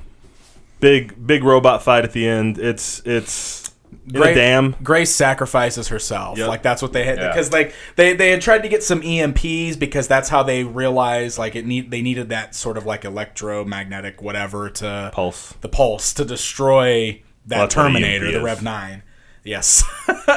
And that's what an EMP is. That's what the EMP is. But they lost the ones that they got in one of the big fights. Yeah, I got shot. Yeah. So that caught me off guard too because they go through all that. It's like this whole scene. Yeah. And they go through all that, and then the Terminator just walks up and he's like Carl. Yeah. Just walks up and he's like, we might have to change plans. And like the EMP is just shot up. It's I'm just like, dead. Yeah. Good. So that's when Grace is like, well, my mechanical power cell, inside, my power cell, that'll do the trick. So they basically decide that she's going to sacrifice herself to kill this Terminator, and also Carl sacrifices himself to kill this Terminator. So I know it's really good stuff. I thought it was awesome. There's the really great scene because Carl gets incapacitated, and the Rev 9 is pretty jacked up at this point, but he's still right about to kill Danny. Yeah. And Sarah's yelling, Carl, you gotta help her. Yeah. And that he jacks back on and grabs the thing, and then I saw it was one of those times where like I knew what was coming. And I was just like, give it to me. Don't swerve me. I love that too because swerve me. he's laying there and he's just holding the thing down by its face, and the thing's like squirming and trying to get away, and he's just holding it down in place until they both die. Yep. But I loved that. I thought that was awesome. So good. And then so the end what I didn't like so much is like they go and find like Grace. They go and look for Grace as a little girl. Yeah. Which I have two problems with that. One, I thought they were really smart all the way through because they never gave a date for Judgment Day. Yeah. But now they've put a timeline on it. Totally, because she looked the same age as she did in all those flashbacks of Judgment Day happening. Yeah. So it's like Judgment it looks Day like it's real couple imminent. years. Yeah. But I did like that we got Sarah and her, the I'm not gonna let her die again. The like Danny's Sarah's just sticking around for this fight now. Yep, it's Danny's awesome because Danny's with her, and Danny's like, I don't want to let her die again, and Linda's like, you better be ready. Yep. Da-dum. Yep. I thought that was awesome. Yeah, man. I felt real good when this movie ended. Like, I had so much fun watching it, and there's just... I mean, they did a good job with, like, the nostalgic stuff and kind of, like, tugging at the heartstrings and, like, giving us some real good action scenes. And there's definitely some debates that can be had about the time travel and, like, how the timelines differ from the other movies and everything. But... I thought it was a really fun ride all the way through. I really enjoyed myself watching this movie. For sure. They had a lot of the little, there's a lot of the little lines that they threw, like, callback. There's callbacks. There's a lot of little callbacks. None of them were like, they were all the right way to do a callback. None of them were like, like the whole room didn't stop, so like she could turn and be like, I'll be back. But she did do that, like when she showed up and just started blasting the heck out of that Terminator and knocked it off the bridge. She turned and looked at him and goes, "I'll be back." And then just walks down. And then they stole her car. Yeah, and then they just And then Schwarzenegger did the "I won't be back." Yeah. He said, "I told them my past caught up with me. Told them I won't be back." Yeah, I won't be back. I was disappointed that nobody said, "Come with me if you want to live." Like that's the one. That's the one. I thought that. No, she said because I noticed specifically it was because different, though. She got real close, but she never said the actual because words. she said it was something along the lines of it was more like, if you don't want to die, come with me. Like, that's not what you're supposed to say. Line. Yeah. Somebody fix it. Call Cameron. They put the wrong scene in here. Oh man. So we think we're gonna get more of these? Have they said there's gonna be more of these? Or was this supposed to be the end? If this makes money, they'll make more of them. I heard if this doesn't make money, they'll make more of them a few years later. I saw one article that was one article that was Terminator takes the weekend, but still underperforms type thing. Yeah. I was in the theater by myself. But I went at a 4:00 showing on a Friday. I was at the 10 o'clock on Friday, and it was kind of awesome. It wasn't sold out, but it was. Yeah, I went to the 1:00 on Friday, and it was packed. Really? Yeah. I was I was by myself until the movie started, and then like another couple walked in, but it was like there was nobody there. Yeah. It was real weird. I was like, Yeah. like this is actually kind of awesome because like there's nobody else in here, Well, but it feels 4:30 weird. is the weirdest time, too. Yeah. Though. At least, I mean, movies are different in different areas, I know, too. Now, when I walked out, yeah. the theater was like super packed. Like you could tell, like the Friday night crowd was let's say the there, 7 and o'clocks like were coming in. yeah. And our town, there's definitely a lull in that. Like the early shows, sometimes they're cheaper. Yeah. And sometimes it's just, like the older people or people who work, night shifts or whatever else, kind of will try to hit those early showings.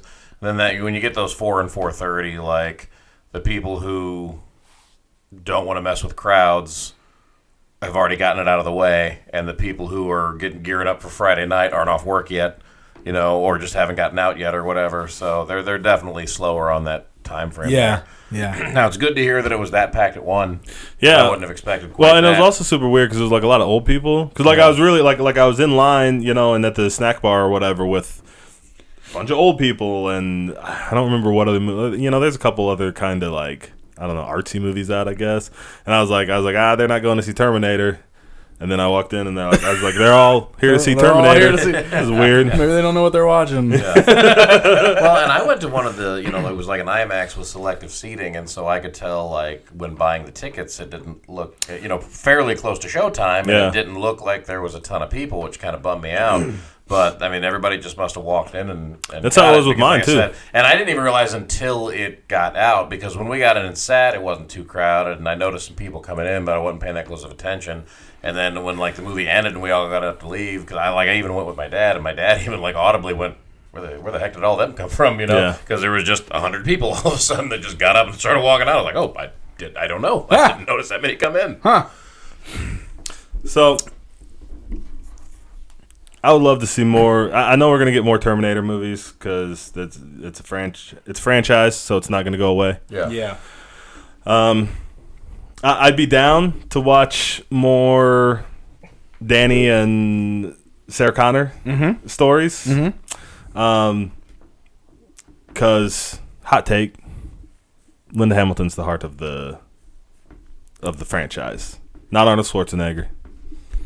Arnold Schwarzenegger has been in all of the bad ones. I was gonna say, I feel like that hot of a take. I was gonna say that doesn't feel like very hot of a take. That feels pretty accurate, actually. Like Arnold Schwarzenegger may be the face of the Terminator franchise because he's like the big action star or whatever, but the heart is absolutely Linda Hamilton's character. Yeah.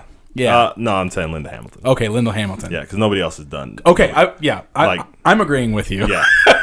I'm on your team on this one. I'm on your team. No, I know you are. Well, and actually, John has always sucked. John has always sucked. Yeah. Yep. John has always sucked. John almost didn't suck in 3. 'Cause Nick Stahl's a good actor. Oh, yeah, he was okay in 3. Well, here's the point. John was supposed to suck in 3. Like, the whole point was, like, John. Here's this guy who was told he was going to be, the Christ figure of the future. Yeah. And now he's not. Now he's just, couldn't handle it. It never came, Yeah. Like, he even says at one point, what if you were told you were going to have to do this great thing, but in order to do that, something really terrible has to happen. Ooh, wow. Yeah, that's pretty deep, actually. Yeah. And so he's just, and now that it's never happened, what else is he going to do, And so he's just like this drifter, bum, whatever. So, like, the whole point in 3 is that John sucks, and he does, but it doesn't help the character. Yeah, exactly. What I mean? Yeah, exactly. And then, he's bad and all the rest. He's Christian Bale. Yeah. Christian Bale is the second worst John Connor, and you've done something wrong when Christian Bale is the worst one, the second worst one. That other dude, what's the dude that I don't even want to know his name? He's the worst. The dude from Genesis. Yeah. I like that dude in most movies, but not in Genesis. No. I don't like him in Genesis. I guess John Connor was fine in the first one where he didn't really say anything. He just stood there in background shots. He wasn't in the first one. You didn't see John Connor in the first one. The scene you're thinking of is from the second one. From the second one? Okay, never mind then. That's best John Connor. Yeah. Comes out, he walks out with the binoculars. Yep. That's the only good John Connor. The only good John Connor. Well, and that's the thing, like that. Honorable mention to Nick Stahl. Yeah. Because that character is built up as such a Christ figure, essentially. Yeah. Like, once you get to know him, he can't be anything but disappointing. Right. There you go. Sure. Yep, there you go. I hope we get some more. I think, it's really struggling. I think one of the things they need to go real, like, I think they think that the cool thing about Terminator is, like, the cool robot fights. But, man, the cool thing about Terminator is, like, man versus machine. Right. Absolutely. And that's true. Yep. Yeah. And the fact that no matter what we do, we're all going to die terribly. Yep. Wait, is that not it? No. Oh, no. Yep. That's what's happening. that. That's what's happening right now in the real world. There's no fate but what we make. I think that's the canon now because they changed it, and now there's different Terminators and so there's no fate but what we make. I hope they just keep making these movies, and in every movie, another Arnold just shows up, and he's like, it's me, I'm here, where's John Connor? There's no John Connor! I'm on your team now! I'll fight with you, I have no purpose! Give me purpose! I hope not, because I feel like that's what's been the last 3 movies. You're right. Last 2 at least. Well, if we're done, let's go ahead. We got a bunch of fan questions this week, and one of them is specifically related to this discussion that we're having right now. So we'll go ahead and just jump into that. But real quick, I'll just mention that if you guys aren't already following us on Facebook, head on over to Facebook and do a search for the Geek Easy Podcast and hit that like button, because that is where you can post your own questions that we will answer here on the podcast. So, real quick, didn't open strong. It didn't open strong? Yeah, opened a little stronger than Genesis, but it was about $30 million, which was the low end of projections, and I think the budget was somewhere in the 180 range. Yeah. So now Genesis went on to make 440 worldwide, so that's not. Well, it was number 1 over the weekend. Yeah, but yeah. there was nothing else to. Right. That's So, sucks to be that movie. All right, so Wes Arscott says, given the ending of Terminator Dark Fate, do you guys think the franchise can survive without Arnold? I think Arnold has been holding it back. Yeah? I do, because, part of it is, just like we were just talking about, I think, people think that Arnold is like the face and the heart, and he's the, cool robot fights or the thing. And that's not, that's a feature, I don't want a Terminator movie that has no cool robots or cool fights. Right. but that's not the point. Yeah. I think if they move away from, I think they're going to have to move away. They're either going to have to do more with Linda Hamilton being crotchety old Sarah Connor. I'm way in for that. Yeah. Or they're going to have to move completely away from like all of that. Right. And make something totally new that is. We kind of got one of those situations where, like, we can go for, like, a soft reboot type thing, Right. And, like, now the sequel can be, like, a full, new Terminators, new threat, setup, yeah, all that stuff. Well, like, as a huge Schwarzenegger fan, I fully agree that the story doesn't need that character at all, and hasn't since 2. Yeah. Yep. Worked okay in a couple of them since then. Yeah. Worked fine in this one, I think. Yep. Didn't need it. Yeah. Also, as a huge Schwarzenegger fan, Schwarzenegger hasn't really drawn box office in like 25 years. Yeah. Right. He doesn't necessarily tank a movie by any means, but like people don't rush out to see anything he's in like they did for 5 or 10 years there in the early to mid 90s, that kind of thing. Yeah. And then thirdly, as a huge Schwarzenegger fan, like it totally doesn't have to though. Like they've left that door open to where there can be a billion T-800s walking around if they need to. Yeah. I'm not hoping they do. I won't not see it if they do. I'm just saying, like, can it? Sure. Yeah. Does it have to? No. Like, just because he died in this one, he's died in 4 of them now, I think. So it might be interesting if they're going to go with once the John Connor mission was over, to see some different reactions if they were going to go that route. I don't want them to go that route. But like some of the other T-800s. Yeah, like it'd be neat if one showed up and had no idea, and like it comes in, where's John Connor? John Connor. Be like, John's dead. Now there's this other term. But then it'd totally be like the thing you were talking about. John Connor's dead. I'm on your side now. What's my purpose? There's one of them just roaming the countryside, murdering anyone whose name rhymes with John Connor. Well, like that's what the T-1000 was doing, right? Going through the phone book, killing all the John Connors, right? Yeah. That was the first one. Oh, that was the first one? They were killing all the Sarah Connors. Oh, all the Sarah Connors. Yeah. Okay, that's right. Sarah Connor. I just wanted I hope like 9 of them got together and just opened a pizza place somewhere. It's called Four John's Pizza. Four John's Pizza. Great.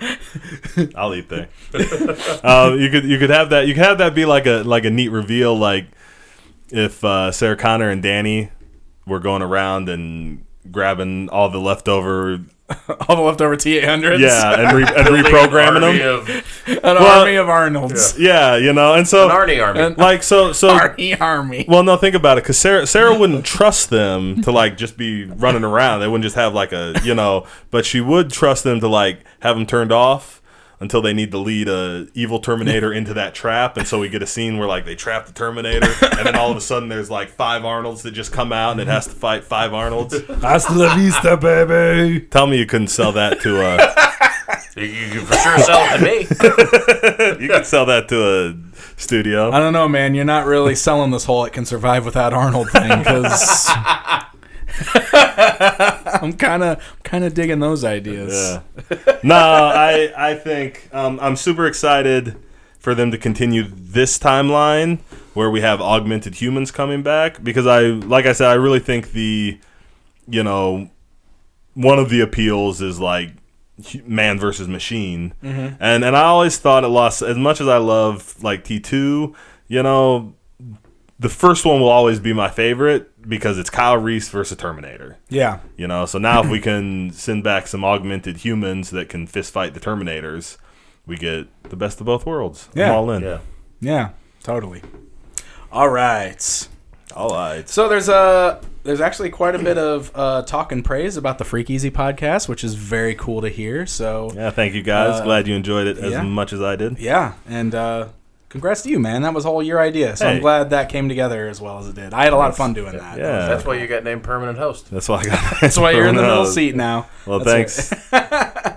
So a few people brought that up, wanting to know if we were going to take suggestions for next year and everything. And we're still a year away from that, and we've got some ideas for next year. But I think it's not, within reason. We'll always take suggestions. Yeah, I just absolutely. don't know for sure that we'll do any of them. Also, there's a decent chance we already have your suggestion on the list. Right. So throw it out there. It was pretty amazing this year to see so many people suggest things that were already on our list for this year's show. Yeah. So we might already have your suggestions on a list, but I'm sure once the time rolls around again, we'll put something up and we'll be happy to take suggestions. That'd be really cool. As the host, we'll make sure there's a post up for you guys to submit your suggestions. Definitely. So let's do this one question here specifically about it from Hi Fish. Hopefully I said his name correctly. Says, I'd like to know, what's your favorite horror movie that you did not talk about on the Freak Easy podcast? You guys got it? I'll go first and give you guys a chance to think. Go ahead. Yeah. Obviously, there's some big ones that we didn't talk about. Uh-huh. My absolute favorite horror movie that we did not talk about or cover the franchise is The Ring. The Ring? The Ring is probably a strong contender. The franchise for The Ring is real small and really weak. Yeah. But the first Ring, the American version, yeah. I like Ringu. I like the Ringus. Yeah, they're fine. But The Ring, I love that movie. It's a strong contender for like favorite horror movie. Yeah. Okay. All right. What do you got, John? Scream's my go-to. Scream. Big Scream guy. Yeah. They're not the scariest movie out there by any means.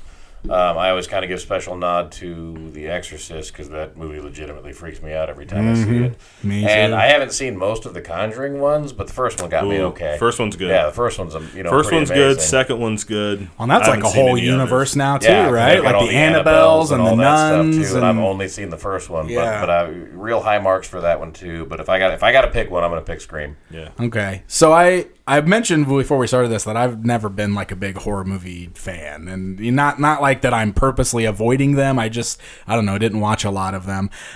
So now that we've watched a lot of them, like obviously some of my favorites are going to be the Friday the 13th and the Halloweens and Hellraiser. But I guess anything outside of that, like one of the ones that I did watch a lot of was the Nightmare on Elm Street movies. Yeah. I do love Freddy Krueger. I like Dream Warriors quite a bit. But I'll also go and throw out a random obscure one. I like Killer Clowns from Outer Space because it's just so dumb that it's one of those ones that like I will legitimately turn on if like I want to watch something for Halloween or something. I'll watch Killer Clowns from Outer Space. So one that I always really liked that I guess I could like, I don't know. I remember watching it with my mom. I don't know if it was on a network or like snuck past her. She didn't realize what we were watching until we were watching it, type of thing. Yeah. But Critters. Yeah. Hey, I watched Critters too. I remember. I don't know. You can't count the Gremlins, I don't think, but I love the Gremlins movies. Man, Gremlins is a straight up Killer- horror movie. Yeah, The first I was gonna say, one if you does, count Killer Clowns from Outer Space, you can for sure count Okay, Gremlins. well, I For love sure. Gremlins. Yeah, I for love sure. Gremlins. Maybe not Gremlins too. Gremlins did scare me as a kid too. Like even the theme song from Gremlins freaked me out when I was a kid. It just- yeah, like that scared me. But I love Gremlins. It's also on my list of favorite Christmas movies. yeah, totally. Yeah, it's a Christmas movie. That's why I said it couldn't be a horror movie. All right. Okay, so this is probably a good one to bring up. I just gotta find it again. Sorry, guys. I had this. Thank you for that, Freak Easy question. That was a good question. I enjoyed talking the horror movies. I did too. Why did I lose this? I don't know. Totally. Okay, here we go. Kerouac. Gosh, man. Sorry. Kerouac wanted to know what our thoughts were on Martin Scorsese saying that Marvel movies aren't cinema. And this was kind of a hot topic when it hit. I saw a lot of posts on Twitter and Facebook, and a lot of people kind of going on the attack on Scorsese. And it's been one of those stories that like it'll go through its like 2 or 3 day cycle and fade, and then somebody else will say something. Because they followed it up with, there was like Scorsese, and basically what he said was, like all these comic book movies he tried to watch, he didn't really get into them. They're not cinema to him. They're just these big spectacle things. Something along those lines. Like it wasn't the biggest dogging I've ever seen of a style of movie by any means, but he's not complimentary of them in any way, shape, or form either. It's not his style. Right. And he kind of played it off in one of those passive-aggressive, like, I guess they're fine, but I hate them, It was the feel to it, basically. Yeah. And so then Robert Downey Jr. responds, James Gunn responds, you get all that stuff. And most people kept it fairly civil for the most part. Right. I think James Gunn's kind of the spokesperson for that. For the opposition, it seems like. And then once that died down, then Francis Ford Coppola came out and was flat out like, nope, I hate them, they suck. Yeah. I don't remember his exact words, but he pretty much went on the aggressive against him. And then again, all the same people kind of come out and respond. And I'll just champion the James Gunn logic to it. Like, man, these guys make great movies, and it's not really fair if they're going to dog what other people are doing because, they were the guys changing things at one point, and now things are changing again. But everybody can have their opinion, and I still like their movies, and I'm going to still keep making mine. So yeah, I guess that's the way I feel about it too. And this is like the same kind of discussion you can have with anything. This is the same thing I try to tell people about toy collecting and stuff all the time. It's okay to not like something. It's okay to not collect a certain thing or watch a certain thing, but what's the harm in letting people like the things they like? Yeah, exactly. I just don't understand why you have to like aggressively go after something, and you know what I mean? Like whatever, you don't have to like it. And it's cool if you got an opinion to the contrary, but like let people like the things they like. That's just my thing.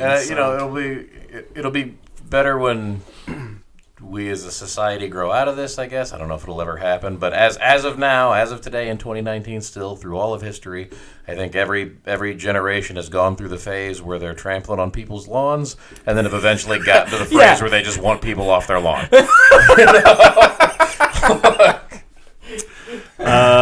I'm gonna go ahead and I'm gonna agree with Scorsese.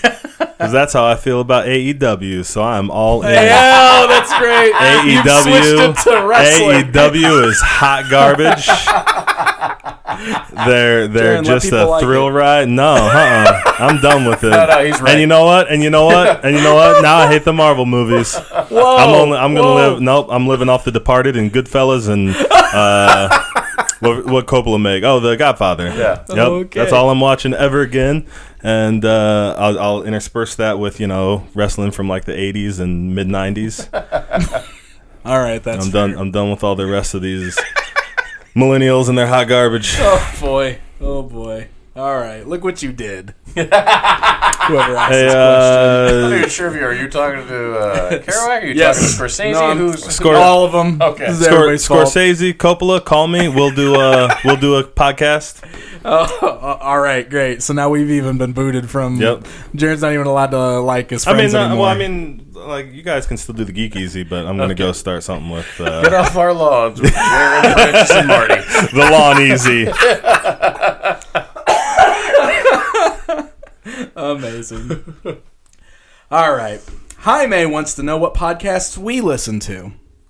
The Lawn Easy, starring myself and Francis Ford Coppola. Look forward to that. Subscribe on iTunes. Like, comment, subscribe.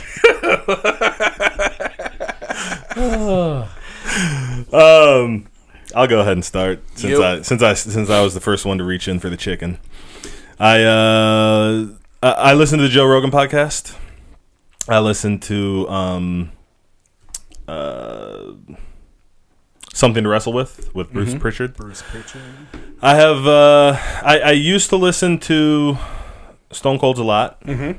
I do not anymore. He kind of stopped. He stopped for a long time, and now he only does new ones every once in a while, and they replay a bunch of the old ones. Yeah. And so every once in a while, I'll be like, oh, I wonder what he's done lately, and there will be 17 replays and one new one that I'm like, I'll listen to that, maybe. Yeah. I've really been listening to a lot of the two that are kind of outliers that I don't know who all knows about. On Purpose with Jay Shetty. Jay Shetty? I think it's Shetty. I don't know how to say his name. And Writing Excuses. There's a bunch of people on that one. Okay. Brandon Sanderson, and he's the only one that comes to mind. He wrote he finished the Wheel of Time series, which is a huge Robert Jordan fantasy series. Okay. And he's the new hot thing in fantasy writing right now. Gotcha. So Cool. Yep. All right, John, what do you got? My personal issue with podcasts in general is that I'm a completist. So it's hard for me to get into a lot of them because there's a billion episodes of them out there. So let me clarify for everybody. When John says he's a completist, he means he won't listen to a podcast that is good or some podcasts that have good guests. If he finds a podcast he wants to listen to, he goes back to episode 1 or the earliest episode he can find and watch in order until he catches up. Yeah, I started. How many years ago was it? I don't know.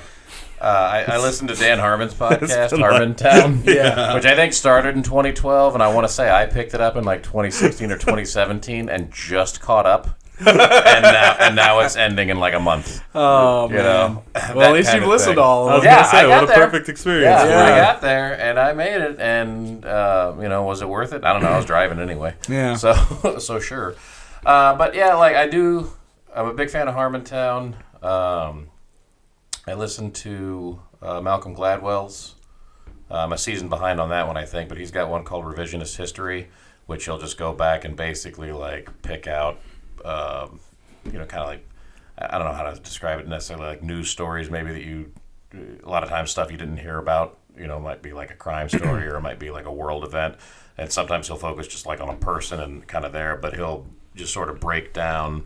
And I don't know if you're familiar with Malcolm Gladwell But he's a really good writer. He's kind of in the sort of in the business realm. A lot of his stuff is, but he's super smart, and he will really kind of add a different perspective to how stuff works and kind of break down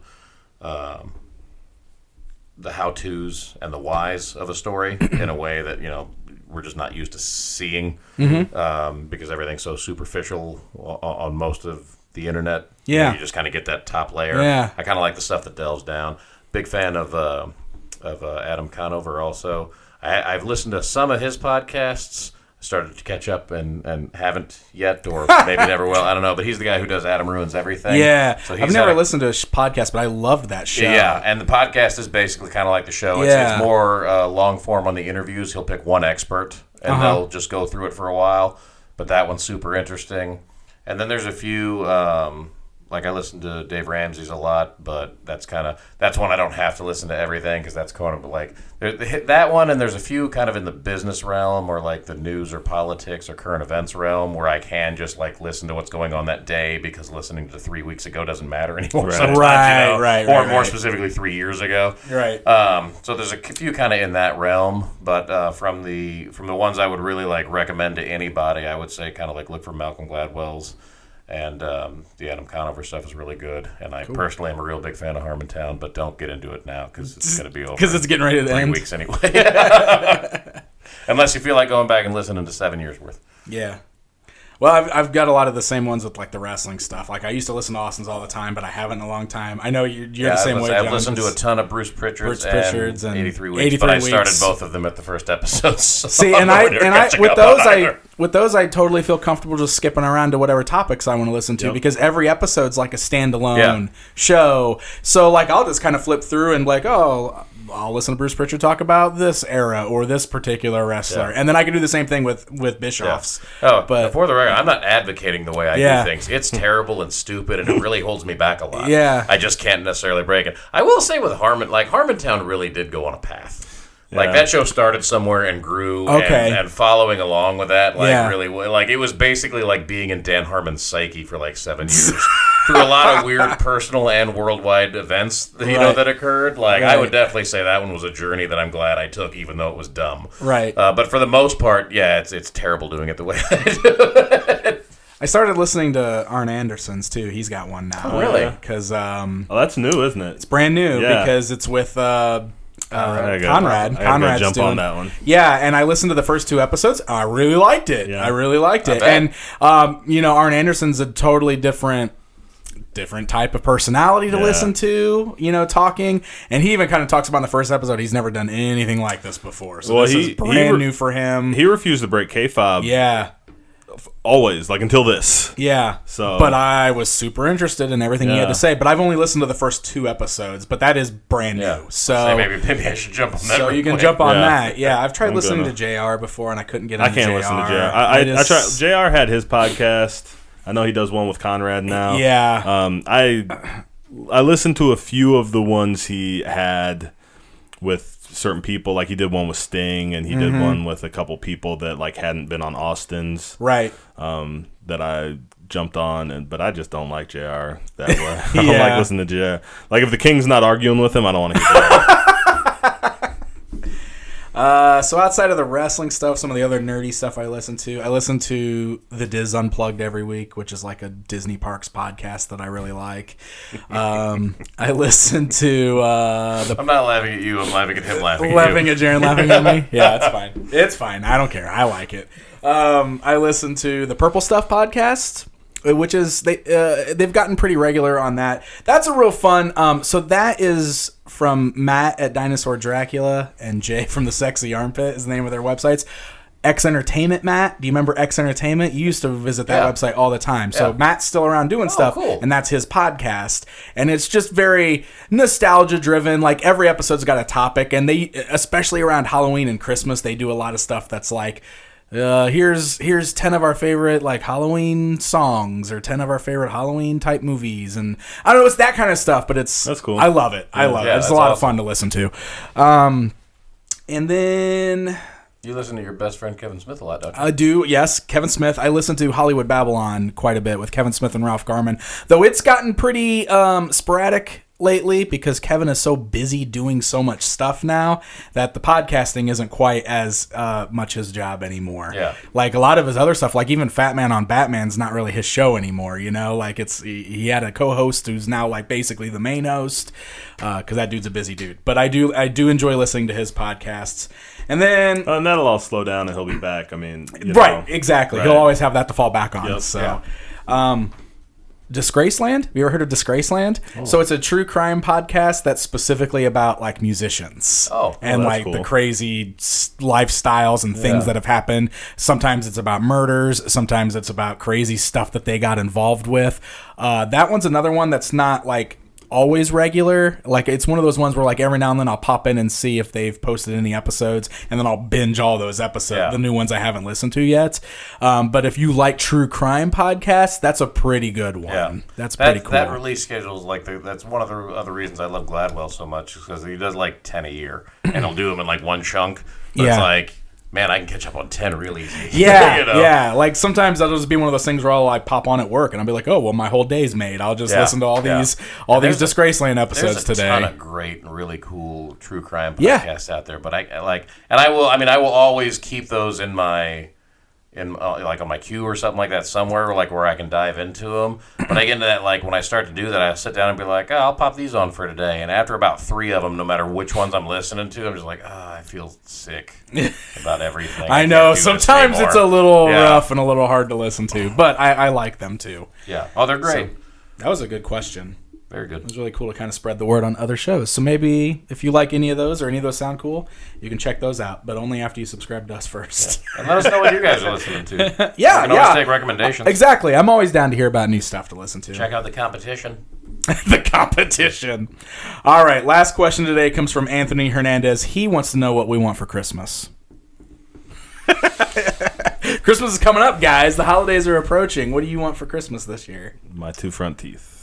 You already have my those. answer. You also have those already. My son needs those. World peace. World peas. World peas? Let's see. I want what's the Wii U? What's the thing right now? What's the Switch? The Switch. That's it. Switch? I want a Switch. That's a good one. And the Contra game. Oh, the new Contra. Oh, the new Contra. The thing that I wanted that was going to be my thing for Christmas was that Turtles arcade machine, and then I bought one for myself. So that's always a problem with me that my wife gets real mad at me about, is that like it's hard to buy me stuff because I just buy it, or I either buy it or like I cover it on my channel. So it gets hard sometimes. There's a couple Switch games specifically that I have not bought yet, so that there are options to buy me for Christmas. Like I really want to play that new Legend of Zelda Link's Awakening, which is like the remake of the Game Boy one. That's been out for like a month now, and I've refrained from picking it up because that's a good idea for Christmas. Christina, if you're listening. I've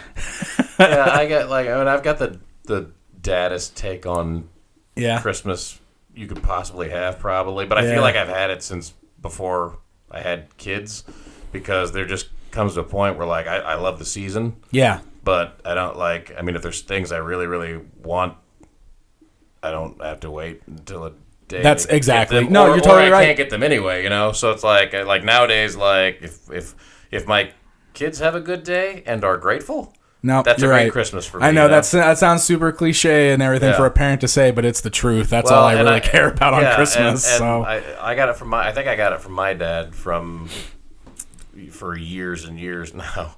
He's always said, because we always my parents are hard to buy for, and they don't really give you any hints or anything like that. My dad's always been that way too. And he told me years ago, look, son, if there's something out there I want, I already have it. And if I don't have it yet, you can't afford it. Yeah. That's always my thing.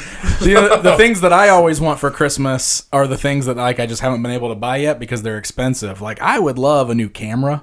Yeah. A new camera for my job, my Pixel Dan job. Yeah. But that's going to be like $800 minimum. Yep. Minimum.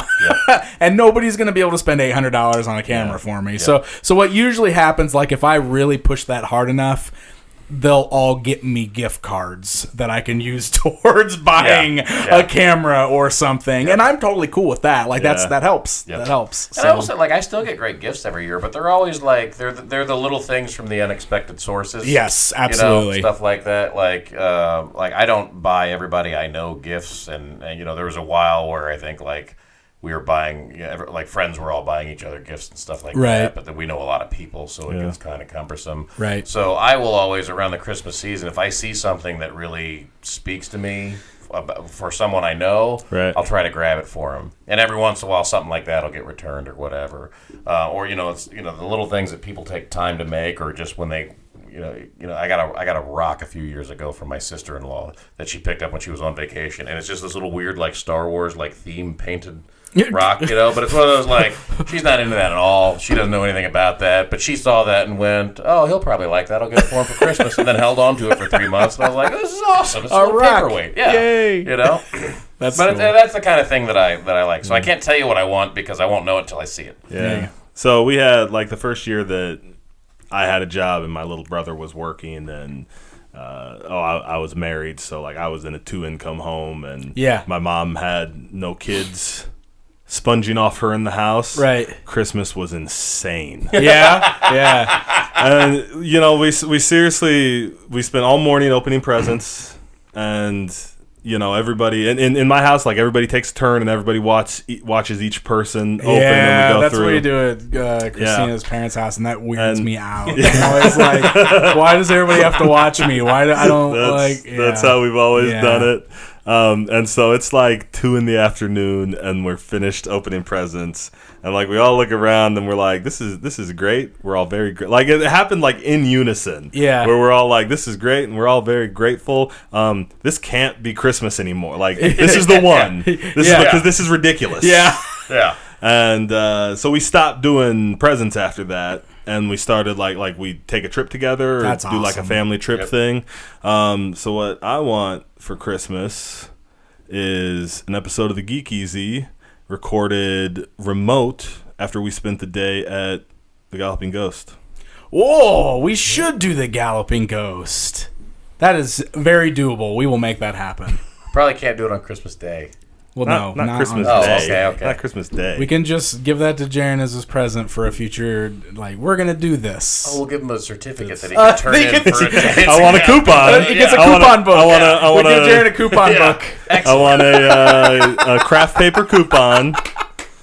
That's a good idea. Glue and glitter. No, I'm way in. I'm on board. I haven't been to the Galloping Ghost in a while. I would like to do that again. If you guys don't know, the Galloping Ghost is an amazing arcade that's in the Chicago area. I think it's actually Brookfield, Illinois, but it's near Chicago. But I think it's like the largest or one of the largest arcades in the country. Like 600 cabinets. Oh, it's unbelievable. It's $20 to get in, and then it's free play arcades all day, and they're open until 1 o'clock in the morning. And they pretty much have everything you can think of. It's amazing. So they even have pancakes right across the street. Yeah, they have an amazing diner across the street. You're not too far from like Giordano's if you want Chicago style pizza, or is that how you say it? Giordano's. Yeah. So yeah, it's good. We're gonna do it. That's happening. Yeah, I want to go really bad. Yep.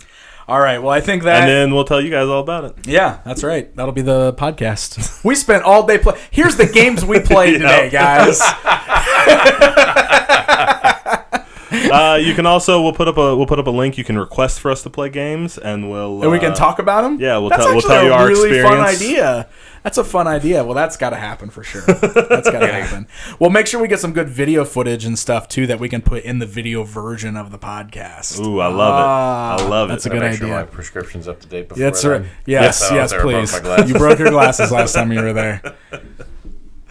Well, I beat John in WrestleFest, in WWF WrestleFest. He was Hogan and I was Ultimate Warrior, and I beat him in a match, and he pulled his glasses off his face and bent them in half. I was just, it was the weirdest thing I've ever seen.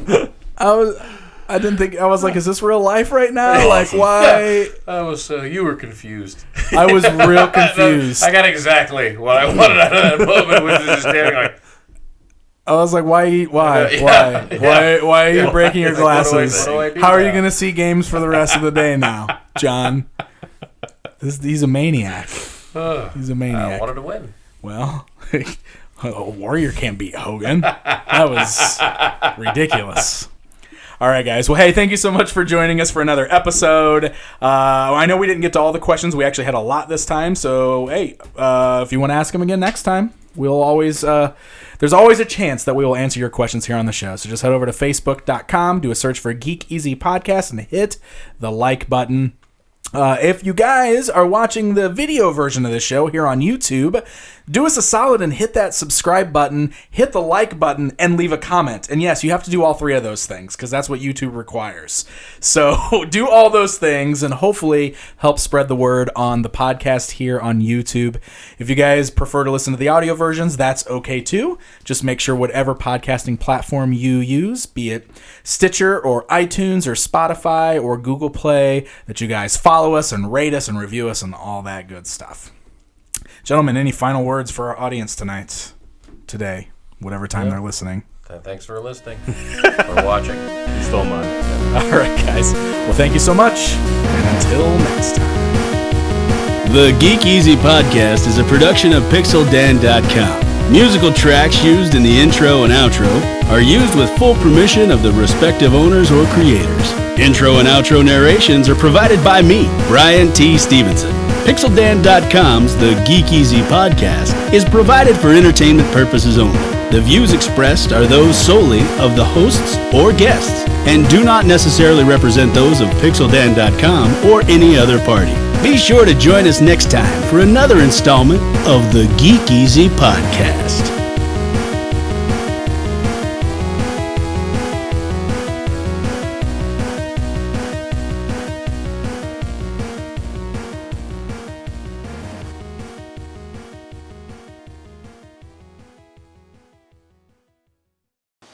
Boom. Almost 2 hours on the nose. I told a lie, Dan. I have no idea what website you were talking about. X Entertainment. X Entertainment? Yeah. So we used to look at that website all the time back at, well, definitely a lot of us were looking at Let's it. go and That's going to go in the post-credit. that is the post-credit So scene. it was, we My used to favorite look at it a post-credit lot. A lot of us working